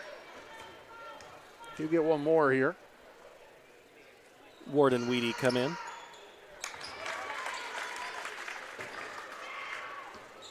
And a 3-point lead for Ankeny, the biggest of the game for either team in the early going here. Pull up a long 2. Coppola rebounds it, has it stripped right back, and a foul called on Maddox Ward.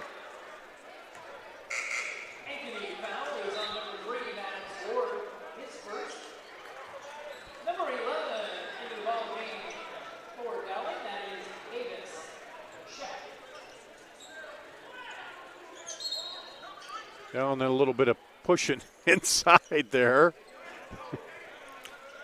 And that's Cole and Brown. Cole and Brown, yeah, kind of pushing each other with their arms. Brown gets the inbound, sends it inside to Brua. Back outside to Coppola. He'll drive baseline, kicks it over, and stripped away. Crandall, or no, that's Ward, and he draws the foul. So it was 3-on-3 there, Brown and Ward. And Ward on this just picks his pocket. The last play he got called for the foul. This time he went up not quite as strong, but did, sometimes you see the double, the quick dribble 2 feet up strong. But Ward went right after the contact, and he makes the first free throw. And that's already the 16th foul here on Dowling, as the lead goes up to 4. Ward a 50% free throw, but he's going to help the percentage a little bit there, hitting 2. And here comes Dowling, trailing now by 5. Brown drives, scoops, put back up, and good by Bruja.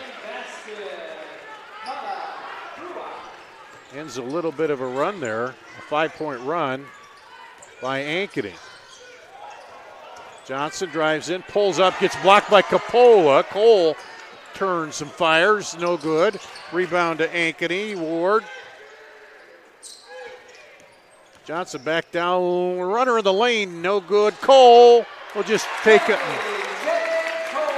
When you're 6'7", 6'8", like J.J. Cole is. But I will say this, Dar, Cole's game has progressed from last year to this year. He's put on a little bit more muscle. He feels a little more strong. but at the same time, he tried to do that. That bucket is more of a touch bucket, not a strong use the glass. It was just touch. And sometimes you like to see your big guy just go in and just hammer that thing. Carson Johnson's second team foul on Ankeny. We come up on 2 minutes to play in the first quarter here. Capola fakes, kicks it back out to Brown for three. Good. Carson Brown. Good look, wide open shot, and he's got to hit that to get him in. Now you're within two. And knocked making away. Things difficult. Ward keeps it, now drives the length, dishes outside, wide open three, no good. Rebound, put back up and good. Alex Aguirre, and then a violation. Line violation. Yeah, what happened is on that inbound, Brown went over the line before he had thrown the ball in and stepped on it when he still had the basketball. So Maddox Ward will key it in for the Hawks under their own bucket. Oh, nice right in there. How easy was that? Back-to-back buckets for Alex there. Aguirre, and the lead up to 6.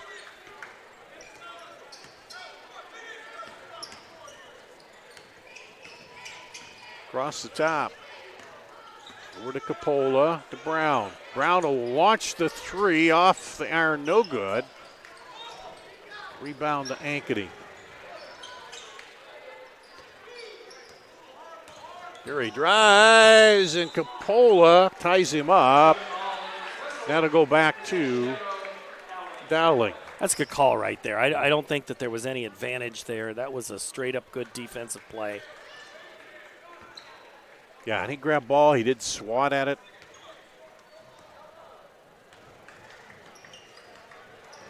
Here comes Dowling. Check with it. Maddox Ward almost another steal. And it's going to end up being a turnover as Morrow's trying to plead his case, but they're going to say nope. Maddox Ward, Ankeny here. Maddox is coming off the bench, and he has absolutely been a spark tonight. Trying to get it into Cole, but good defense from behind by Dowling. Sprua. Down the lane, up, and a little too hard. Rebound. Ankeny's got plenty of time here. Oh, almost a. Did he trip on that volleyball thing there, or trip on the line, but recovered nonetheless. 15 seconds. Spread it out a little bit. Gets a high screen from Cole. Now drives in, pull-up jumper, no good. Rebound, Capola. Capola pushes it up, tries to throw it over at the buzzer. Oh, that was a nice pass. It's going to fall short, but a good effort there. And Ankeny up 17-11 after one. We'll be back with the second quarter after this on CISN.TV. Hi, this is Chris from Fireplace Superstore, and you've probably noticed there's shortages on most everything in the market today. Well, Heat and Glow has helped us out this year, and they are focusing their energy on their gas fireplace inserts. So if you've got a drafty old wood-burning fireplace and you want to get it retrofitted into a beautiful, high-efficient gas fireplace, come see us. We will have product to sell you. Heat and Glow gas fireplace insert from Fireplace Superstore. 109th and Douglas in Urbandale, just west of Homemakers. Hi, I'm Joe the Car Guy with Westside Auto. I'm excited to tell you about our new lifetime oil change plan. When you purchase our plan, you'll never have to pay for an oil change again. If you get a different car, simply transfer the plan over. If that car's oil needs are different than your original plan, just pay the difference. It couldn't be simpler. You won't have to worry about inflation or prices going up. Give us a call at Westside Auto Pros to get details on the lifetime oil change plan. And remember, when I say lifetime, I mean your lifetime, not just your car's. We'll go to the second quarter. 6-point lead here for Ankeny over Dowling. And Ankeny will start out with the ball. Start the second quarter. Maddox Ward with it.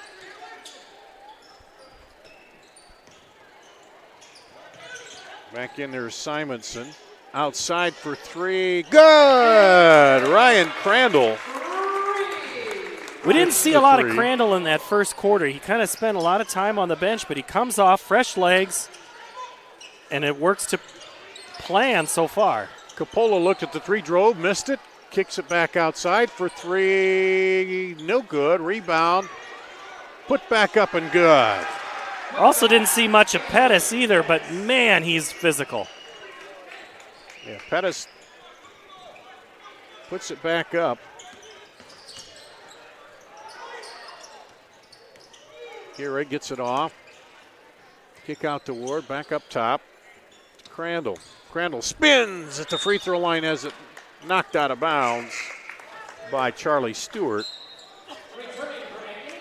Crandall standing in front of a whole lot of the coaching staff from the football team for Ankeny. Also saw Dave Wims, volleyball coach here. Mike O'Connor, assistant athletic director at Dowling, former boys basketball coach, still at Dowling, also in attendance. So a lot of coaches we could ask on what's going on right now if we need. Well, that was just a contested shot, missed. Three the other way, good! Wide open three by Davis Sheck.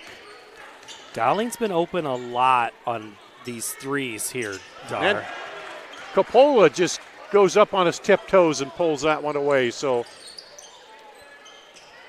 Dowling on a little bit of a run here. And now knocked away. Here comes Crandall. Dunks it home. Ryan Crandall with the flush. But give credit on to Carson Weedy on that play, Dar. He is the reason that Crandall even had the window to go after that ball, because he distracted the Dowling player and then had no idea that Crandall was coming to pick the pocket. Let's see it again here. See it here again.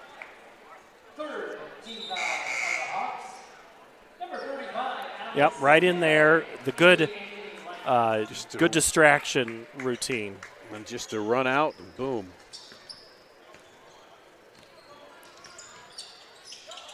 Cross to Brown is back in there. Carson Brown dribbles in, kicks it out to Coppola for three. Good! I was thinking about it at the end of that first quarter and then during the break between quarters, just how wide open Dowling is. If they can start just hitting one out of three of those threes, it's going to be a different game. Three back the other way is good. Weedy. So 2 threes apiece here in the second quarter. Anything you can do, I can do better. Love it. Dowling trying to reel them in, but they're holding them off. Coppola for three again, off. You can tell that just a little wide, spins around the rim. Back the other way, Crandall throws cross court to Weedy. Back to Weedy. He'll take a long three, and that one's short.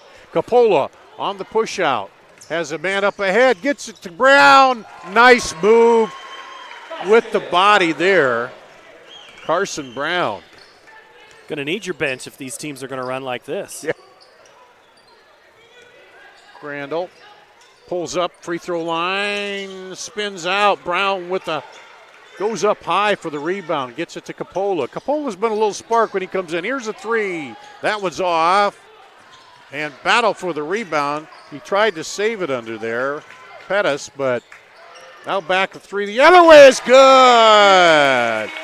Alex caught it in motion, in perfect rhythm, and hit that shot. Speaking of tempos, it has picked up here now in this second quarter. In the first couple of minutes, we've seen a little more of a run out from all of these teams. Both of these teams. All of them. It's only two. Dowling had outscored them early, but now it's 11-10 advantage for Ankeny here in the quarter. 3 threes to Dowling's 2 threes. And yeah, they've matched the tempo. They picked it up. Ankeny has here. Both teams have good bench play. A little bit. Ferguson, remember, has been sitting with fouls. So you still have that card in your pocket. But you're right about Coppola coming in. Brua's had a couple of big moments. Sheck hit a 3. So bench play, Dar, could be big coming down. Here comes Dowling back at it, lob it inside to Pettis, and you're going to get J.J. Cole with the push. Got those long arms that Cole does, and you can sometimes get away with things, but not all the time. 14 foul. Long outlet to Brown. He'll drive down the lane. Off, no good. Cole gets the rebound. Looks up ahead, doesn't see anything but maroon jerseys. Decides to pull it up. Pull now it. Cole will Let's see fire it. Oh, good! J.J. Cole. I wanted to see Cole run the break because I'm thinking, oh, is the quarterback going to? Now I pass it up, and then I'm like, give it to him. Let's see what he can do. His second three's been 1 of 8 prior to this. Everybody's hitting the threes here tonight. Baseline spin. Nice move. Period, and Cole gets the rebound. Morrow, great attack. Now back down the other way. All of a sudden, stripped. They say all of a sudden, Ankeny got a 10-point lead. Inside, up, and nice look. Good finish inside the Crandall.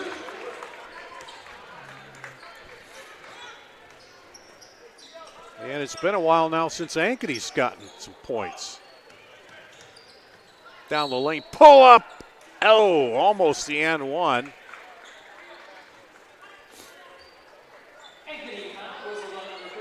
Well, it's not been for a lack of trying by Dowling. They have had those open looks. They hit a couple early in the quarter, but now they've been driving and just some shots just not falling. Charlie Stewart, and this is the first one. He's a 49% free throw shooter on the season. He'll get one more here.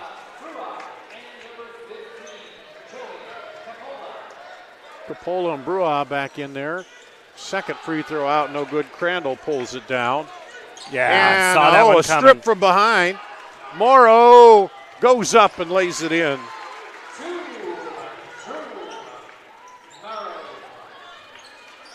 And lead back to 10. Crandall somehow, he's trying to lob it to Cole, but Brown got it. He looks up ahead to Capola, all the way up, a little bit too long, and yep, extra hop there by Brua. He's pleading his case, but referee said, no, your foot was down, and then you hopped. And Crandall goes out. I tell you what, he puts on a show when he plays basketball. If you ever want to see somebody who just goes and skies for the basketball, it's Ryan Crandall, and he takes a well-deserved break right now. A little pressure by Dowling, and Brua's on the line. It almost paid off, but he was, couldn't quite get the baseline. Brua almost turned into a steal with 2:28 to go. Hawks with it under their own basket, up by 10. They'll lob it out deep. Geary over to Cole is back in there. He thought about it. Man, he drove hard. Weedy. Jumper is good. Weedy collected. Weedy. I'll tell you what, so Weedy kind of gets lost in this. He is one of the starters, but sometimes he just gets overlooked. But he's had a couple of moments tonight, Dar, that have been huge for the Hawks. Well, I wouldn't want to be down there when Cole comes driving down the lane like that. Nice play. Fade away, short rebound, put back up, no good. By Stewart. I love watching Charlie Stewart play. His effort, that's the guy on the Y who you are not going to want to play at noontime basketball because he knows all the tricks. Man, he has given his all. Lob into Cole, and he had Brua held him before he even on his came back. in on him. Yep. And so they're trying to find. So Cole comes off the bench. He, a lot of places you think, he's going to start, but he's also another good one to come off. Gives you another option down low. It's just, I've said this before about Cole. I mean, he's listed at 6'6", but he's got to be about 6'7", 6'8". And wills that one in.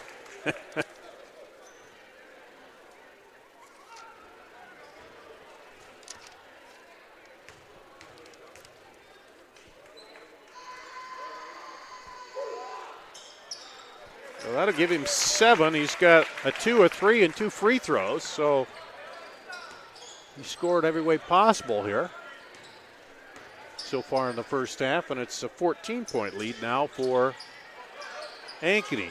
3 rattles around, almost went down on the second timer, but comes out. I think Dowling, if they would have driven that, the help side defense was not in the right spot, and they kicked it back open for that longer attempt. So I don't know if that was a motion they were trying to do. Gary trying to post up inside. Brown pushes him. He gets it back, turns around, shoots the 3. High rebound, comes off, put back. And then a battle inside and a foul be called on Ankeny. I think Alex Aguirre, they got him. You know, he was not in position on that play. And the previous play with his brother on that, there were 3. They went 1-on-3. Yeah, they're all 3 standing right there just waiting all around for it. Leo.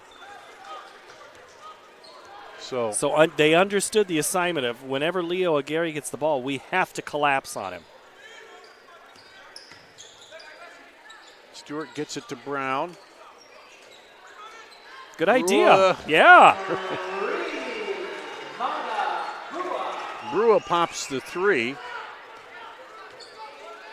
And it's a 9. That cuts it down to 9 here. Or excuse me, cuts it down to 11. Coppola falls down. Good little battle there. Seriously, Still Maddox going. Ward. He's not going to. Are you kidding me? Oh, my gosh. Gets the scoop to go. And the shot would not be off in time. Maddox Ward.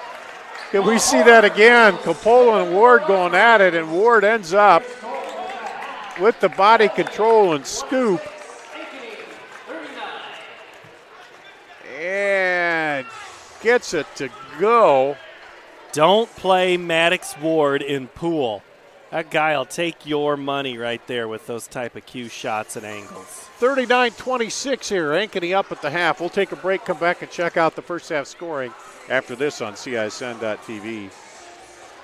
Right to it. Nobody does meat like Fairway. Nobody. And if you're somebody who wants to become a master, we've got hats to fill. Quality pay, choice benefits, premium opportunities. There's more in store for you at Fairway.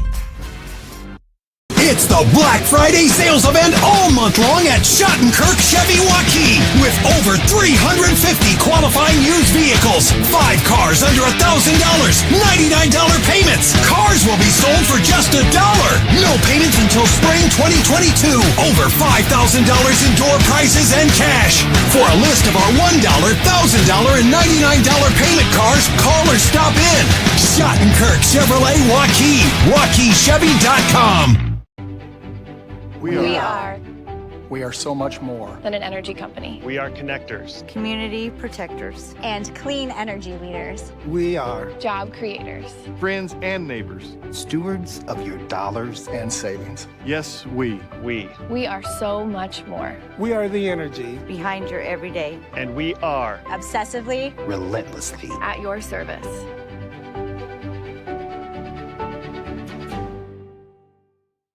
Holt's Plumbing and Heating continues to be one of Central Iowa's fastest growing plumbing, heating, and cooling companies. I'm proud of what we've accomplished at Holt. Our team is leading the way in providing the latest in home comfort solutions, and we have fun doing it. Our passion is to be the clear first choice for all your plumbing, heating, cooling, and home service needs. And at the end of the day, a job well done and a happy customer means everything to us. Just one more reason why more and more Central Iowans are saying, let Holt handle that. Let's cut right to it. Nobody does meat like Fairway. Nobody. And if you're somebody who wants to become a master, we've got hats to fill. Quality pay, choice benefits, premium opportunities. There's more in store for you at Fairway. 139. And back here at halftime, Ankeny up 39-26 over Dowling. Let's check out the first half scoring for Dowling. Pretty balanced, spread out. 7 for Carson Brown, 4 for Drew Morrow, 4 for Jalen Pettis, 5 for Matabrua, 3 for Davis Sheck, 3 for Joey Coppola, And, yeah, that's it, the scoring for them. For Ankeny, 11 for Ryan Crandall, 8 for Alex Aguirre, 5 for Carson Weedy. I missed J.J. Cole. He's got 7. 4 for Anthony Hawkins, 2 for Carson Johnson, and 2 for Louis Aguirre. So they're pretty well spread out, too, with their scoring. But 1, 2, 3, 4 threes to the 3 threes there for Dowling. Dowling, Paul, started heating up from outside, but then so did Ankeny. Ankeny started matching them, and we had 7 threes in that second quarter. Well, when you get a look, Ankeny shoots the ball well a lot of times. And again, something like that is contagious. Let's go back to the 2020 state championship run for the Hawks. That game was predicated on Jordan Cumm hitting shot after shot in that semifinal that gave them the confidence that said, I can hit from anywhere. And that bled over to the other teams. And the same thing tonight. This team isn't quite as dependent on others because you have guys, because Leo Aguirre's game and Alex's to an extent are different than anybody else's because they can shoot the ball. They're not comfortable shooting the 3. They love to attack. They love to drive, pull up, shoot that. They sky. Ryan Crandall will shoot the 3 if you need him to. But here's the thing. Carson Johnson, Carson Weedy. We haven't really heard much from Simonson tonight. Maddox Ward. These guys all are very good from 3. You look at Dowling's team. They're really good from a lot of spots at 3. They're getting a lot of good looks. They're just not getting to go down. What do you tell the shooter every time? Keep shooting the ball. It eventually will fall. Yeah, and you look at it, Drew Morrow, he's averaging about 16. He's got 4. Charlie Stewart averages about 11. He's got no points here in the first half. So they've been able to. Carson Brown has 7. He averages 8.5, so he's a little ahead of schedule there. But so far, the guys that they count on to get a few more points, they're holding them down right at this point. Well, Quincy Ferguson we'll see come back. Just a couple of quick fouls in that first quarter just kind of messed everything up. And I'm not saying he's the difference maker, but there's a lot of athleticism on that Maroon team. And then there's a couple of guys you're like, where'd that come from? You know, I want to see Pettis attack more. He's got that physical body, and I know he's strong. I just want to see him take that ball down. But that's not your game. That's not your game. You know, you could be strong and muscular, but your game isn't physical. You could be someone who's smaller and pesky. Your game is just to be a gym rat, a street fighter. What other word do I have any other descriptors for it? Hard-nosed, big Hard motor. Yeah, high motor. All right. Well, we think get out at the Sithar. Now I tried to say it and I messed it up, so now I can't say it. So just say all the checkers on the bingo card. Yeah, whatever. We're going to take a break before Thesaurus. I get more tongue-tied here on CISN.TV.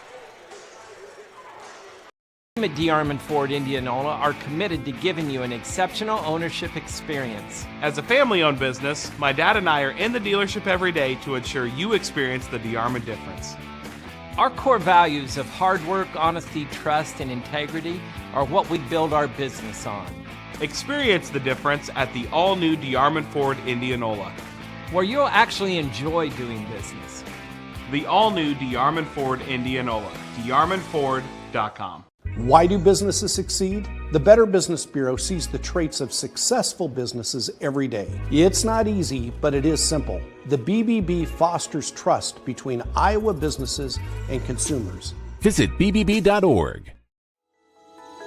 Central Bank opened its doors in 1877 and has been proud to call Iowa home ever since. For more than a century, our family-owned business has worked hand in hand with friends and neighbors across the state to make their dreams a reality. Come visit us at our new location on Hickman and Waukee and see how Central Bank can make it happen for you.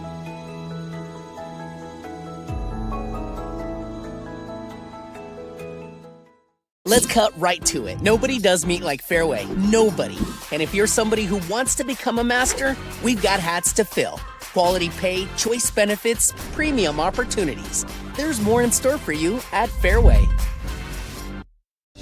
At Holt Plumbing and Heating, our team is clean-cut, professionally dressed, and always training to be the best. We have families too, and we understand that nothing is more important than keeping them safe and comfortable. Our passion is to be the clear first choice for all your plumbing, heating, cooling, and home service needs. A high-quality job with a smile and a little extra wow.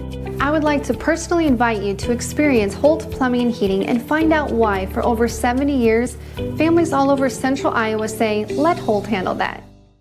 Hi, I'm Joe the Car Guy with Westside Auto. I'm excited to tell you about our new lifetime oil change plan. When you purchase our plan, you'll never have to pay for an oil change again. If you get a different car, simply transfer the plan over. If that car's oil needs are different than your original plan, just pay the difference. It couldn't be simpler. You won't have to worry about inflation or prices going up. Give us a call at Westside Auto Pros to get details on the lifetime oil change plan. And remember, when I say lifetime, I mean your lifetime, not just your car's. Here at Ankeny, we're at halftime. The home team up 39-26 over Dowling Catholic. Dar Danielson, Paul Yeager here.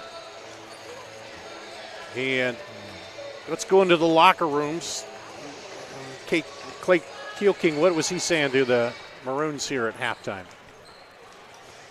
I'm watching the politics that go on right now and the recruiting that's happening in the stands. I'm watching assistant coaches talk to parents of players and football coaches talking to other parents and former bosses. And if you're Ankeny, you have to just say, just keep doing what we're doing. And that is, we're aggressive. We're taking what the team is giving us, because Ankeny's not coming out and shooting every open three. They're not trying to beat you from the outside. They're attacking. If you're Dowling, you have to keep shooting it. Keep getting the open look. Eventually something's going to fall. However, you have to do a better job of boxing out. Now, you're down 13, so you're going to have to get some stops. You're going to have to keep Ankeny from getting easy buckets, and let's just see what you do it. I don't think you can out-physical them here. You're going to have to move the ball around them quicker. And it seemed like when Dowling picked up the tempo, Ankeny picked it up too and matched them there when they started shooting the threes. So Dowling will start the half. It looks like same starters out there that started the ball game for the Maroons, except for Quincy Ferguson. He's in there, I see. Well, yeah, he did start. Okay, there's a three up, no good. Rebound pulled down by Ankeny. Not the best look you want, but it was a good look. Simonson with that rebound. He's got it now at the top of the key. He's going to drive, spin. Okay, if you're Ankeny, you take the travel over the charge, because he threw the elbow in. And the down rough was looking at him and said, you got to travel in? Yeah, you got to travel. So I think the travel was before he threw the elbow in. Yeah. He kind of spun around, walked, and then threw the elbow. So here's Dowling now. Oh, got the defender up in the air. Fade away good by Drew Morrow. I think Morrow is a guy you just need to get him the basketball. He has been good. That's 6 for him. Crandall bounce passes it back outside on the drive. Oh, no good. Simonson fakes everybody up, draws the foul on the putback. Didn't hear much out of Simonson in the first half. He just wasn't out there as much, and it wasn't for foul trouble, but some nights the defense is just not the opponent is just not somewhere where he thrives. Now tonight, we'll see what he does here in the second half. Gets the free throw and gets on the board. His first points of the night. Who did they charge that foul to? Do you remember? Oh, I missed that. Sorry. 43, 34. 43 is Pettis. Pettis, okay. So that's at least his second. That's what I thought. Yeah, that's his Brown's second. 3. No. Crandall with the rebound. Back the other way. He'll push the issue, and a little too quick there. Now here comes Brown back the other way. Throws it out for 3. Good by Drew Morrow. Morrow's the guy that can maybe shoot you back into this ball game. He's done it so far. He's cut it to a single-digit lead now. But great drive and incredible speed by Brown to create. Crandall drives, dishes off to Simonson. Nice look. That's my kind of basketball, Dar. You drive in off the left side, you get the defender that he has to pick one, can't guard you both. And the trailer comes down and finishes it off. Brown inside, and blocking foul will be called. Ooh, interesting. On Weedy.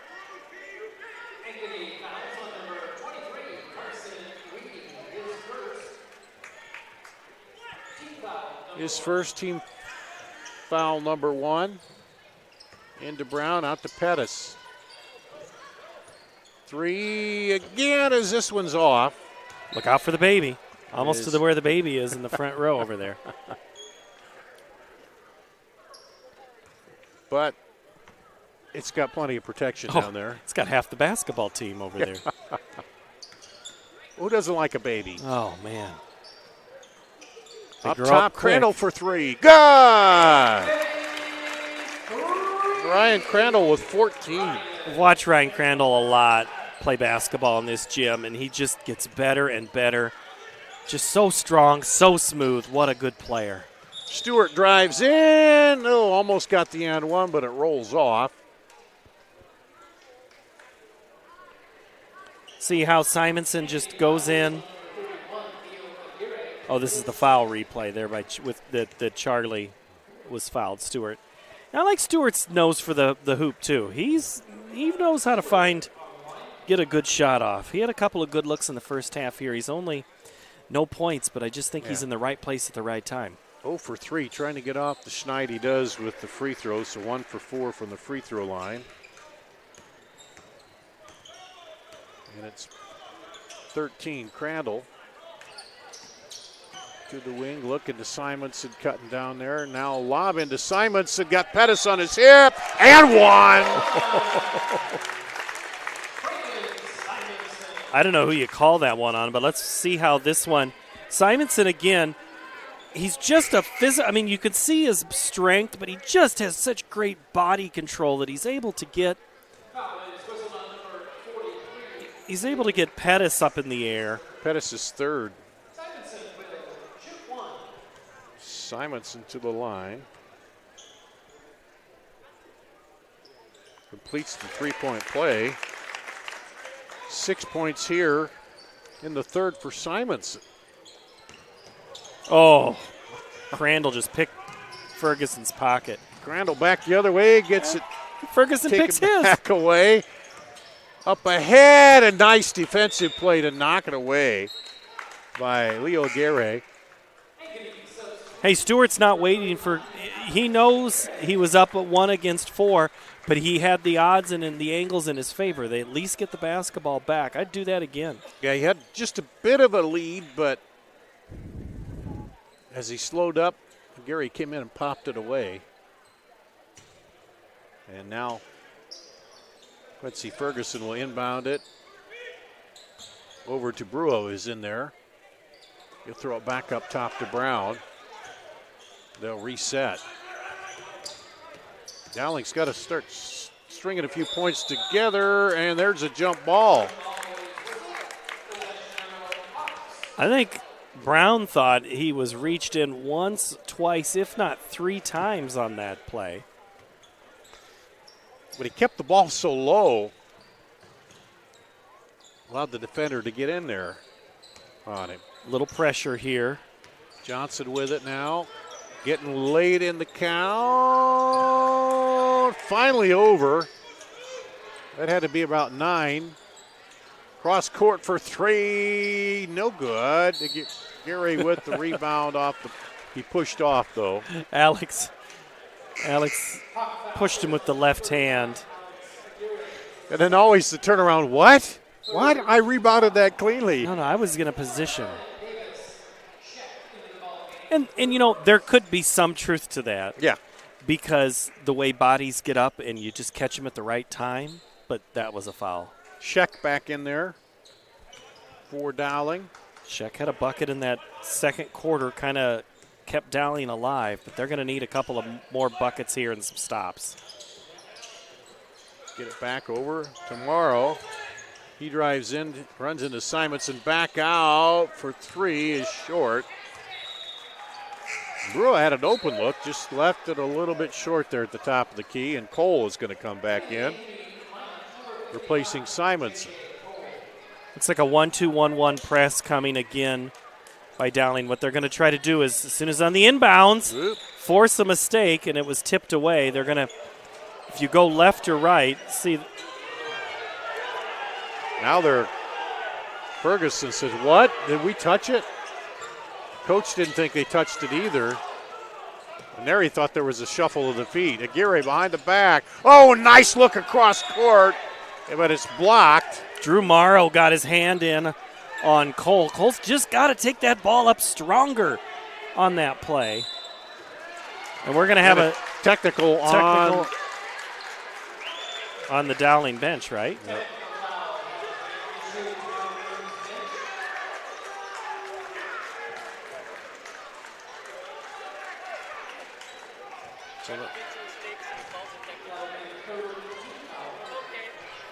So Carson Johnson will shoot the technical fouls.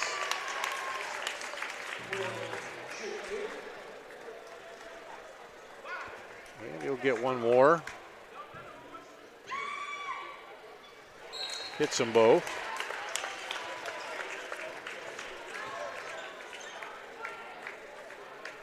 Lead up. Johnson and Leo Aguirre, both sophomores, both guys who look a little older than what their classification is. I mean, I remember saying it last year, Leo as a freshman, just thinking, I have a freshman. He doesn't look anything like that. These guys are just man among boys. Inside, Cole powers in that time, doesn't get it to fall, pops it back.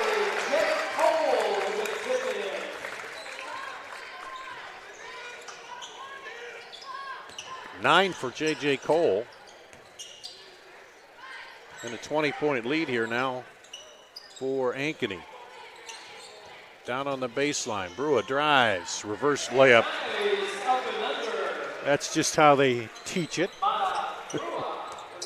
Dowling still with this press, and I think they're going to, I would keep doing it.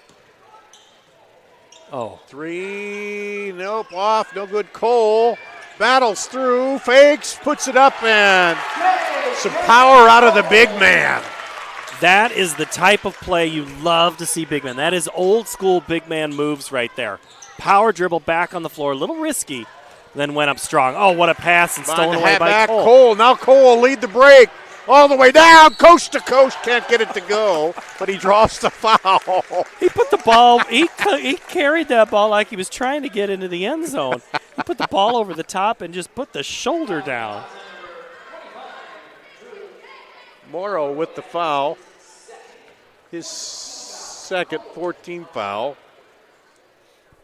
Cole to the line. And his first miss from the free throw line. He's got 11 points. He'll get one more. Did he hit that first one? No, he missed it. Missed it. He hit his first two in the second quarter, but missed that first one, and he hits this one. So he's got 5 points in the quarter, 12 overall, and a lead up to 21. Brown rotates it over. Three by Brewer, short. Now the legs look a little tired, and the shots aren't even getting as close as they were in the first half, so maybe you're going to have to think of something else to get back in this game. Maddox Ward in there. Up and good. Basket by number 35, Alex Aguirre. Timeout, Maroon. And Dowling now down 23. They'll take a full timeout. With 2 minutes to go in the third, we'll take a break here on CISN.TV. Hi, I'm Joe the Car Guy with Westside Auto. I'm excited to tell you about our new lifetime oil change plan. When you purchase our plan, you'll never have to pay for an oil change again. If you get a different car, simply transfer the plan over. If that car's oil needs are different than your original plan, just pay the difference. It couldn't be simpler. You won't have to worry about inflation or prices going up. Give us a call at Westside Auto Pros to get details on the lifetime oil change plan. And remember, when I say lifetime, I mean your lifetime, not just your car's. Here at Ankeny, Dowling takes a timeout with 2 minutes to play in the third. And they've been outscored here in the third. Let's see, 2, 4, 6, 8, 10, 12, 14, 18-8. 18-8, yeah. So if you're the Maroons, shots aren't falling. I'm not sure what you do differently right Or now. maybe have somebody else take that shot. Capola's back. I'm not sure Brew is the guy you want taking the shot. Brewer's taken a couple from the top of the key and hasn't had the greatest success. I think Would you say Capola, that? Morrow, maybe Sheck. Sheck back in.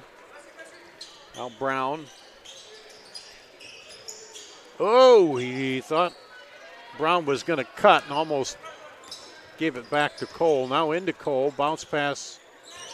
Baseline drive and then a foul on Weedy, I believe.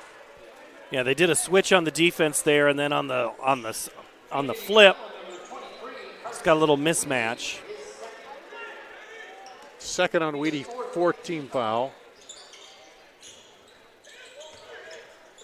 Kick it out. Fakes the three and then draws the foul on Ward, I believe. Nope. They're going to give that one to Weedy, too. I thought Ward, but maybe Ward got all ball and Weedy got the arm.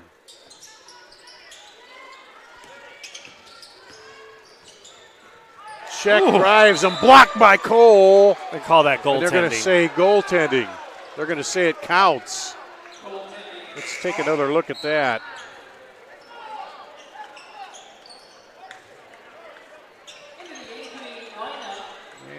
Maybe. I think that's probably the right call. So who do you credit the points to then? 12? Girl, who shot that?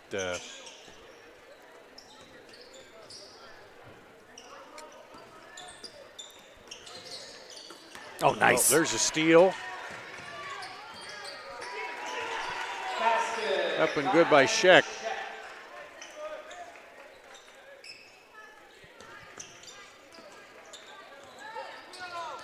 We'll figure it out here. I was kind of paying attention to the block. I didn't. Aguirre drives in. Offensive foul on Alex, his third. Bucket will go to Sheck then. And then Alex Aguirre just picked up foul number 3 on the charge. And team foul number 6 on Ankeny. Oh, high bounce on Sheck.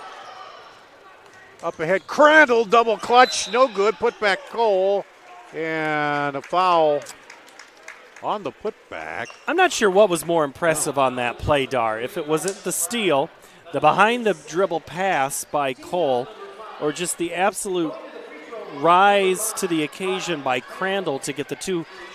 He not only went up, he was able to pull back his motion, and the Maroon defenders flew right on by. It was a Maverick applying the air brakes and letting the MiGs fly by type of moment.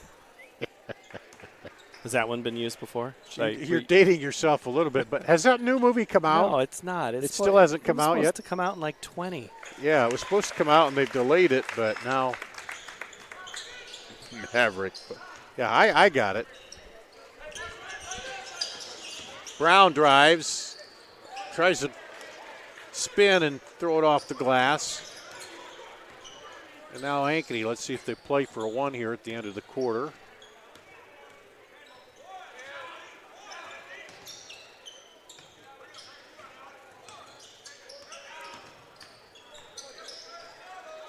Brown guarding out front. He gets called for the grab. It'll be his third. 16 fouls, so both teams will be in the bonus on the next foul. Johnson dribbles in, up no good. Rebound is He's going to go out, and that'll be it. That's the end of the third quarter. No time left on the clock. Thankfully, we're not in college, so we can't review that and put .5 on there and redo it. But at the end of 3, it's Ankeny 59, Dowling 38 here on CISN.TV. Right to it. Nobody does meat like Fairway. Nobody. And if you're somebody who wants to become a master, we've got hats to fill. Quality pay, choice benefits, premium opportunities. There's more in store for you at Fairway.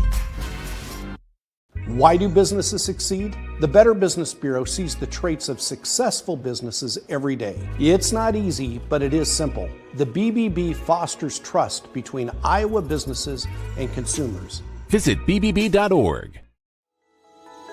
Central Bank opened its doors in 1877 and has been proud to call Iowa home ever since. For more than a century, our family-owned business has worked hand in hand with friends and neighbors across the state to make their dreams a reality. Come visit us at our new location on Hickman and Waukee and see how Central Bank can make it happen for you.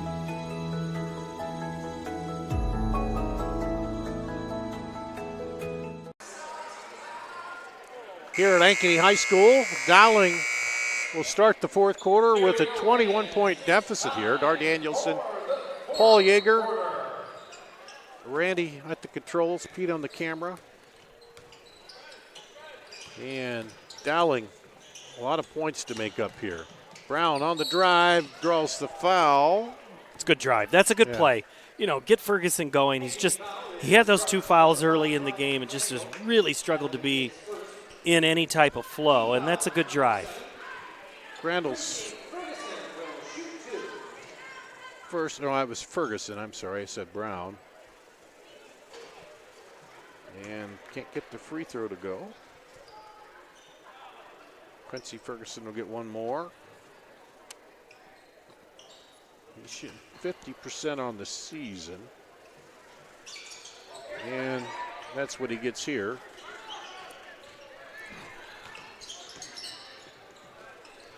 Quickly up the other way, Simonson. On the breakout.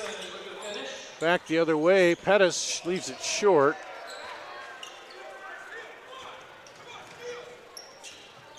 Coach Carlson yelling, hurry up, come on. And then he drops his head as they turn it over. Nice give and go. Yep, back to Brown off the pass from Scheck. Crandall tried to go over to Simonson, and he can't run it down in the corner. It'll be turned back over to Dowling. I tell you what, even though you have a badge, I still don't know if I would feel confident enough with the shield in my chest to stop Braden Simonson coming at me. Yeah, I might step out of the way on that one. Yeah, that's a good call. There's a 3. And a little mini run here by Dowling in the first minute of the fourth. Gary with it. Up top to Johnson, back over. Spins and draws the foul against Pettis. Pettis can get a technical when he does stuff like I that. was just going to say. When he dribbles the basketball like that. Pops it down. Pound it down hard like that.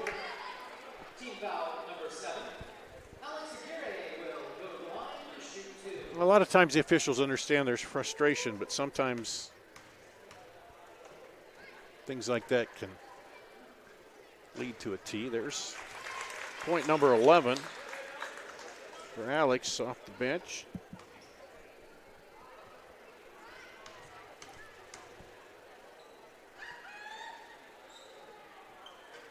Oh, that one just skitters out of there. It what out of there? Skittered out. Yep. There's a 3. Must be a Bremer County word I didn't know about. Yeah. She ever skittered across the floor? Skittered across the Cedar River there at Janesville. Yep. Came down the West Fork. They had a big matchup tonight with Dunkerton. Dunkerton's been playing well this year. They've been pretty good. Janesville's been okay, but Dunkerton got the best of them. That one almost went. I wanted to see that 4-point play opportunity.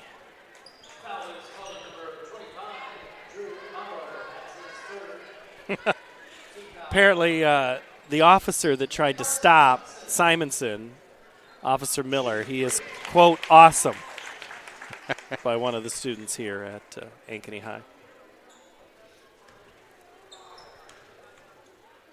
There's so few here tonight. I think we could do individual introductions. Crowd has kind of waned as we've gone on. And he'll get the third one. It's good.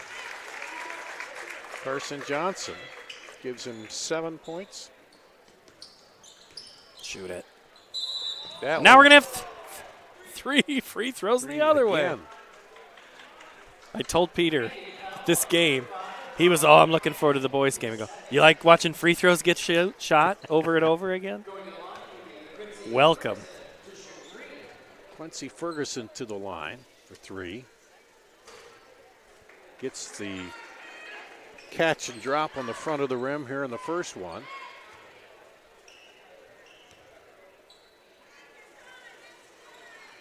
Second one is perfect.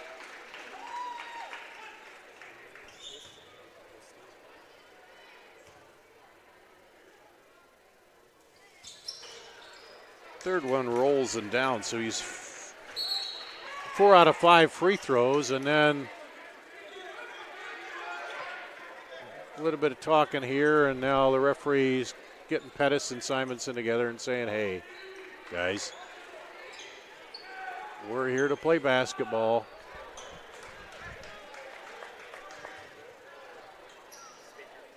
You've seen, you see sometimes when the tempers get going, you separate. There he brought them together. Yeah. Basically, I'm going to lecture. I'm going to say this once. Don't do it again. Nice.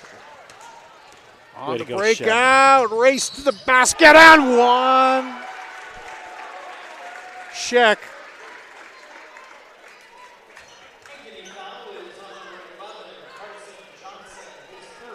Just a flat-out steal. Sheck did all the work, and then there wasn't really much Ankeny could do on the defensive end. Putback. Oh, Pettis almost snuck in there and got the putback as nobody boxed him out. But kind of the way things have gone tonight, didn't get it to fall, and now Ankeny control. Pull up. No good. Battle for it. They slap it out.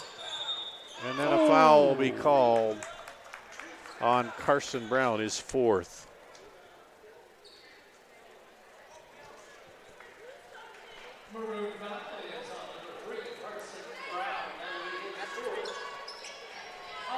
Certain fouls go and other ones get called. It's always a mystery of watching officiating, and I know it is a tough job.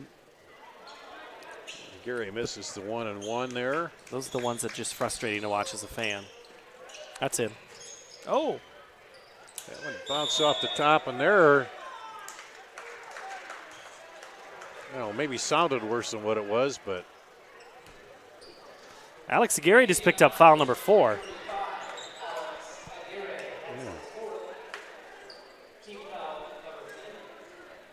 We've kind of turned into, as you said, shooting a lot of free throws here now. Drew Morrow to the line. He hits it. We're in the double bonus the rest of the way, both of these teams, because the next foul called on Dowling will be 10. So we'll be shooting 2 free throws for the final 5:34. But this is what happens sometimes with Ankeny, Dar, is that they sprint out, have a great quarter, and then all of a sudden, because it just does it feel like it feels like it's a little closer than 15. Now it's 14. Does, yeah, it does at this point, but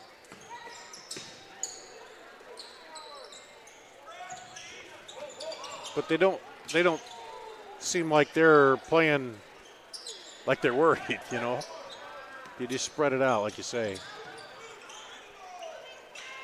Coach Carlson says spread it out a little bit.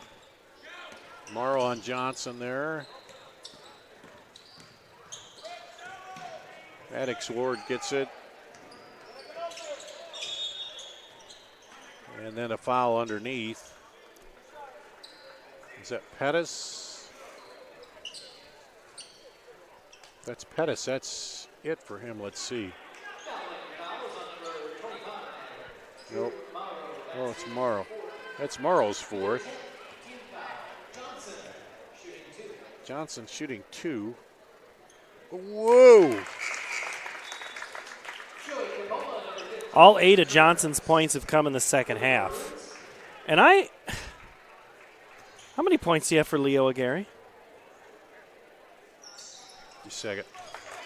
Johnson hit it. He got it. I got him for 2. Yeah. 1 bucket in the first. Oh. Oh. Ouch. I think everybody's legit there. I think. Yeah. Yeah, that was a. Everybody threw on the brakes and. Yep. Weedy wasn't really going for his head. It's just the way that contact went. And then he had trouble bracing himself. His fourth for Weedy. Drew Morrow steps to the line.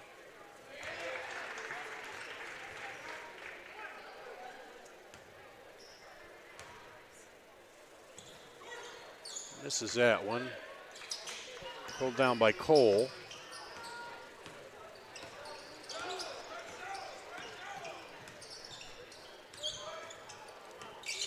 Like it's been a long fourth quarter.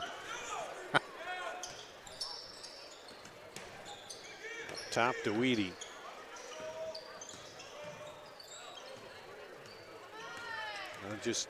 Ankeny just going to spread it out a little bit.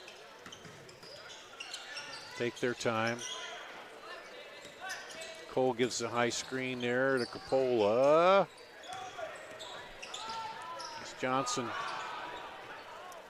to Maddox Ward. He'll drive in, stop and go, and good. Ward with 6.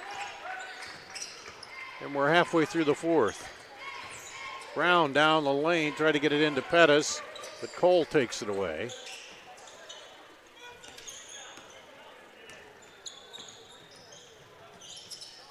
Gary outside with it. Alex.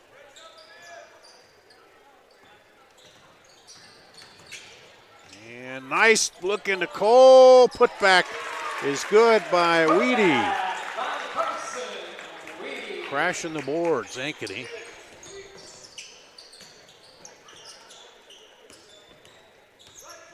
Drew Morrow. Spins.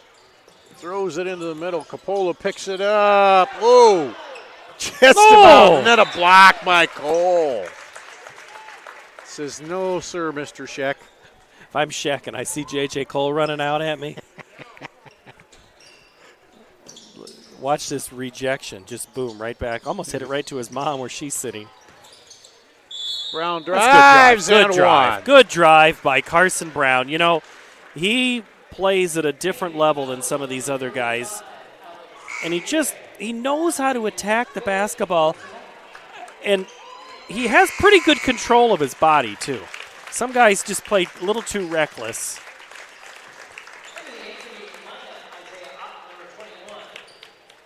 Going to get to see a couple seniors get a chance to play now. Sam Parkinson in there. And Isaiah Otten. Brown to shoot the free throw. Pops it. So Carson Brown was 17-10 here. Oh, excuse me, 15. 8 here in the fourth.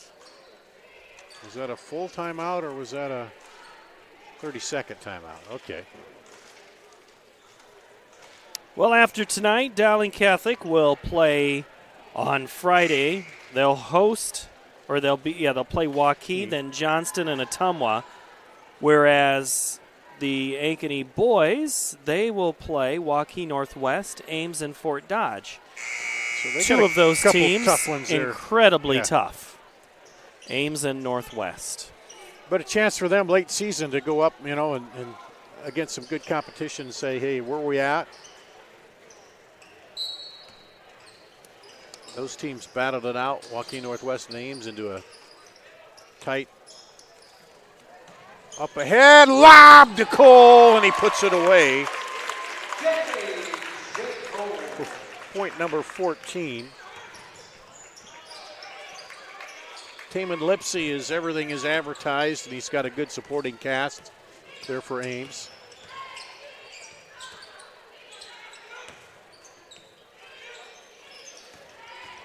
Fake drive and good by The left hand, Jack Odie.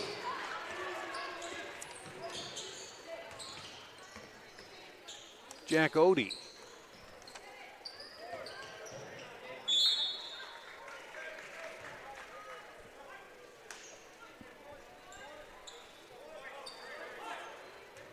And Ankeny will bring it in.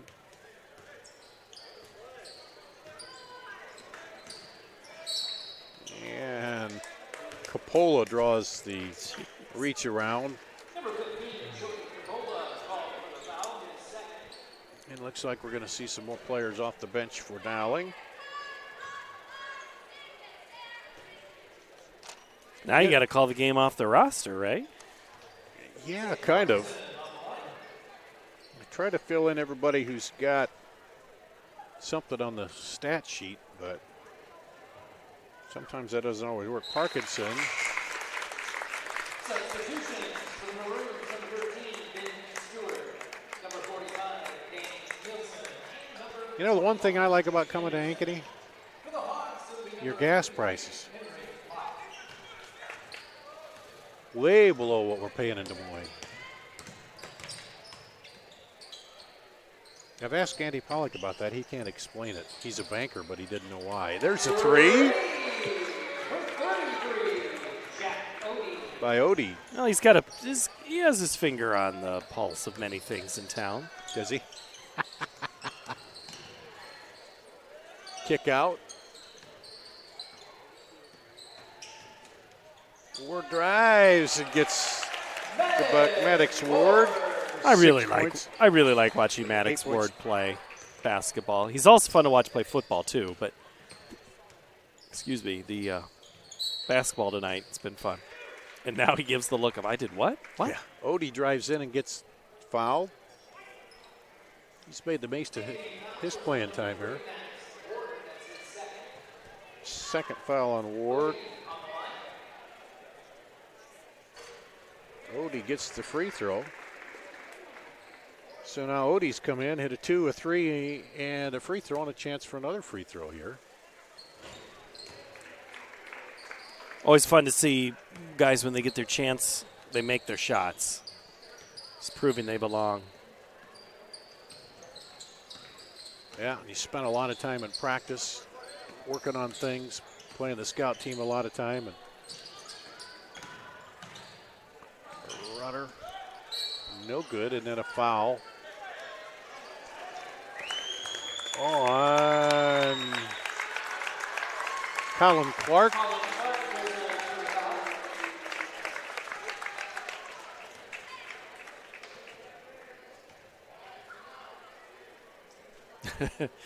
Five new Hawk players, and you can hear the score says, guys, sit down over here. All right, let's see. Anthony Hawkins is in. Jackson Coppin. Owen McCose. Cash Schoolin shooting here, hits it. Now he'll go out. And Mason Cook will come in.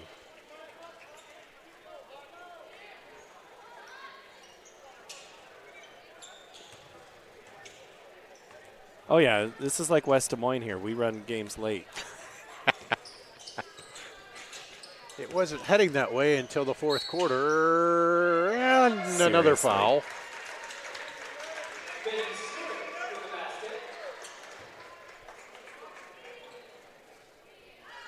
It's a nice drive. Yeah, that's a good effort there by Stewart. Well, we had a really good girls' game. Came down to the last couple of minutes. Ankeny didn't lead until the final two. And here it's been Ankeny since the first two.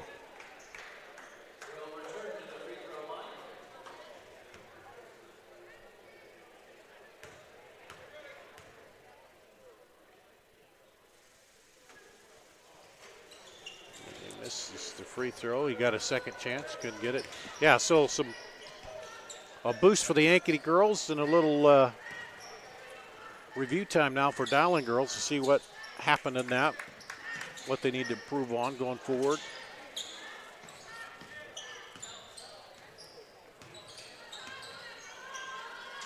Blake Ganpat was the other name we didn't get in. He just touched the ball. Oh, poked away. Scramble forward, up ahead, and that is Jake Anderson on the board. We're winding down. I think the fans want some of these guys to shoot the ball, but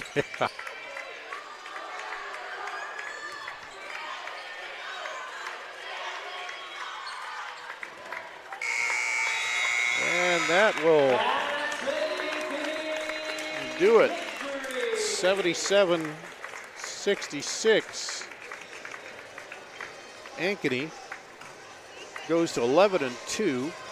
Dowling falls to 4-9. We'll take a break, come back, run down the scoring, and wrap it up here in Ankeny after this on CISN.TV.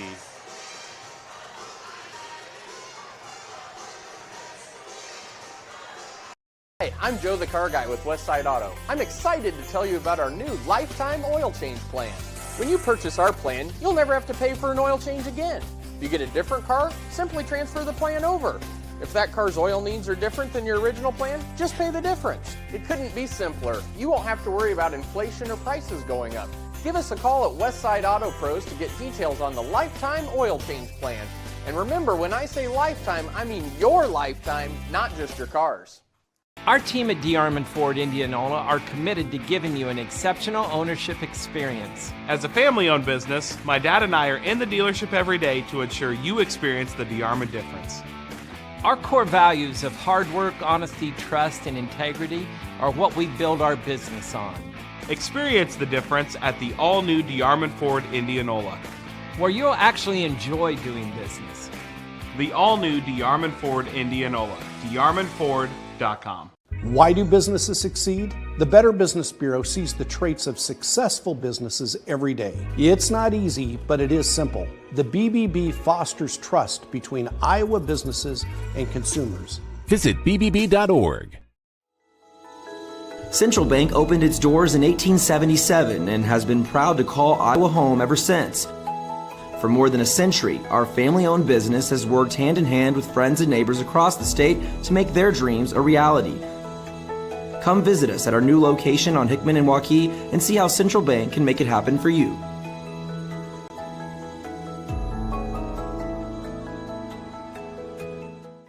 Let's cut right to it. Nobody does meat like Fairway. Nobody. And if you're somebody who wants to become a master, we've got hats to fill. Quality pay, choice benefits, premium opportunities.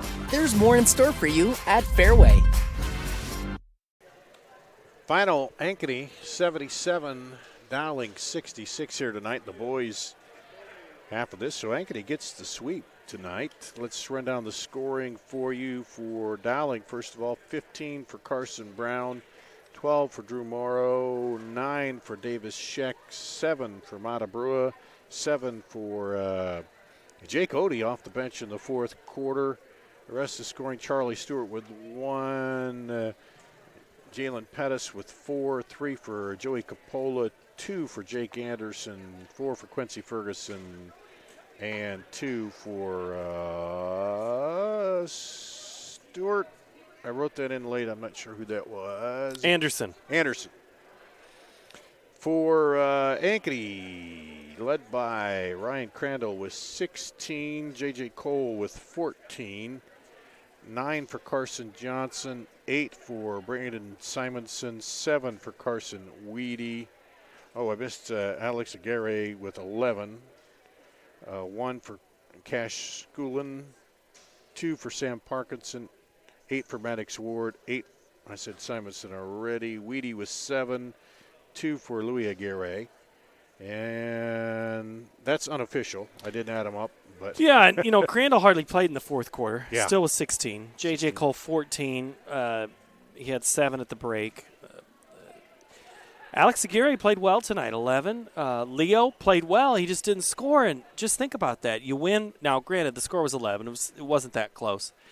But if Ankeny can get that type of offensive production and not rely much on Leo, again, it's not always about points. It's about what else you do. So it's a good game. Take it what you get. And the closest it was 17-11 Ankeny after 1, 39-26 at the half, 59-38 after 3, and the final 77-66. And Ankeny girls upset the Dowling girls tonight. What was the final there?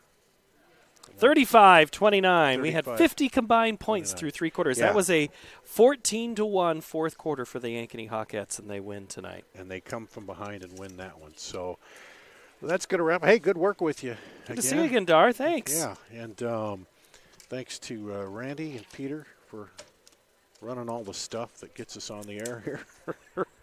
And where we're at, we have wrestling this week, Randy. Wrestling Thursday at Waukee. Thursday at Waukee. Friday and Basketball Valley Friday. Possibly. And possibly Johnston at Dowling Monday. Possibly Johnston Dowling Monday. We'll see. Stay tuned to the social channels that was here the of snow day one? CISN. Okay. Yeah. Yeah, that was one where they had the snow on Friday, so everybody had to wait till this Tuesday. They had to wait a whole week to get back at it. Yeah, but anyway. So that's going to wrap it up here from Ankeny. Thanks for watching here, and again, check the schedule online for CISN.TV for our upcoming games the rest of this week, wrestling and basketball. That's it. Thanks.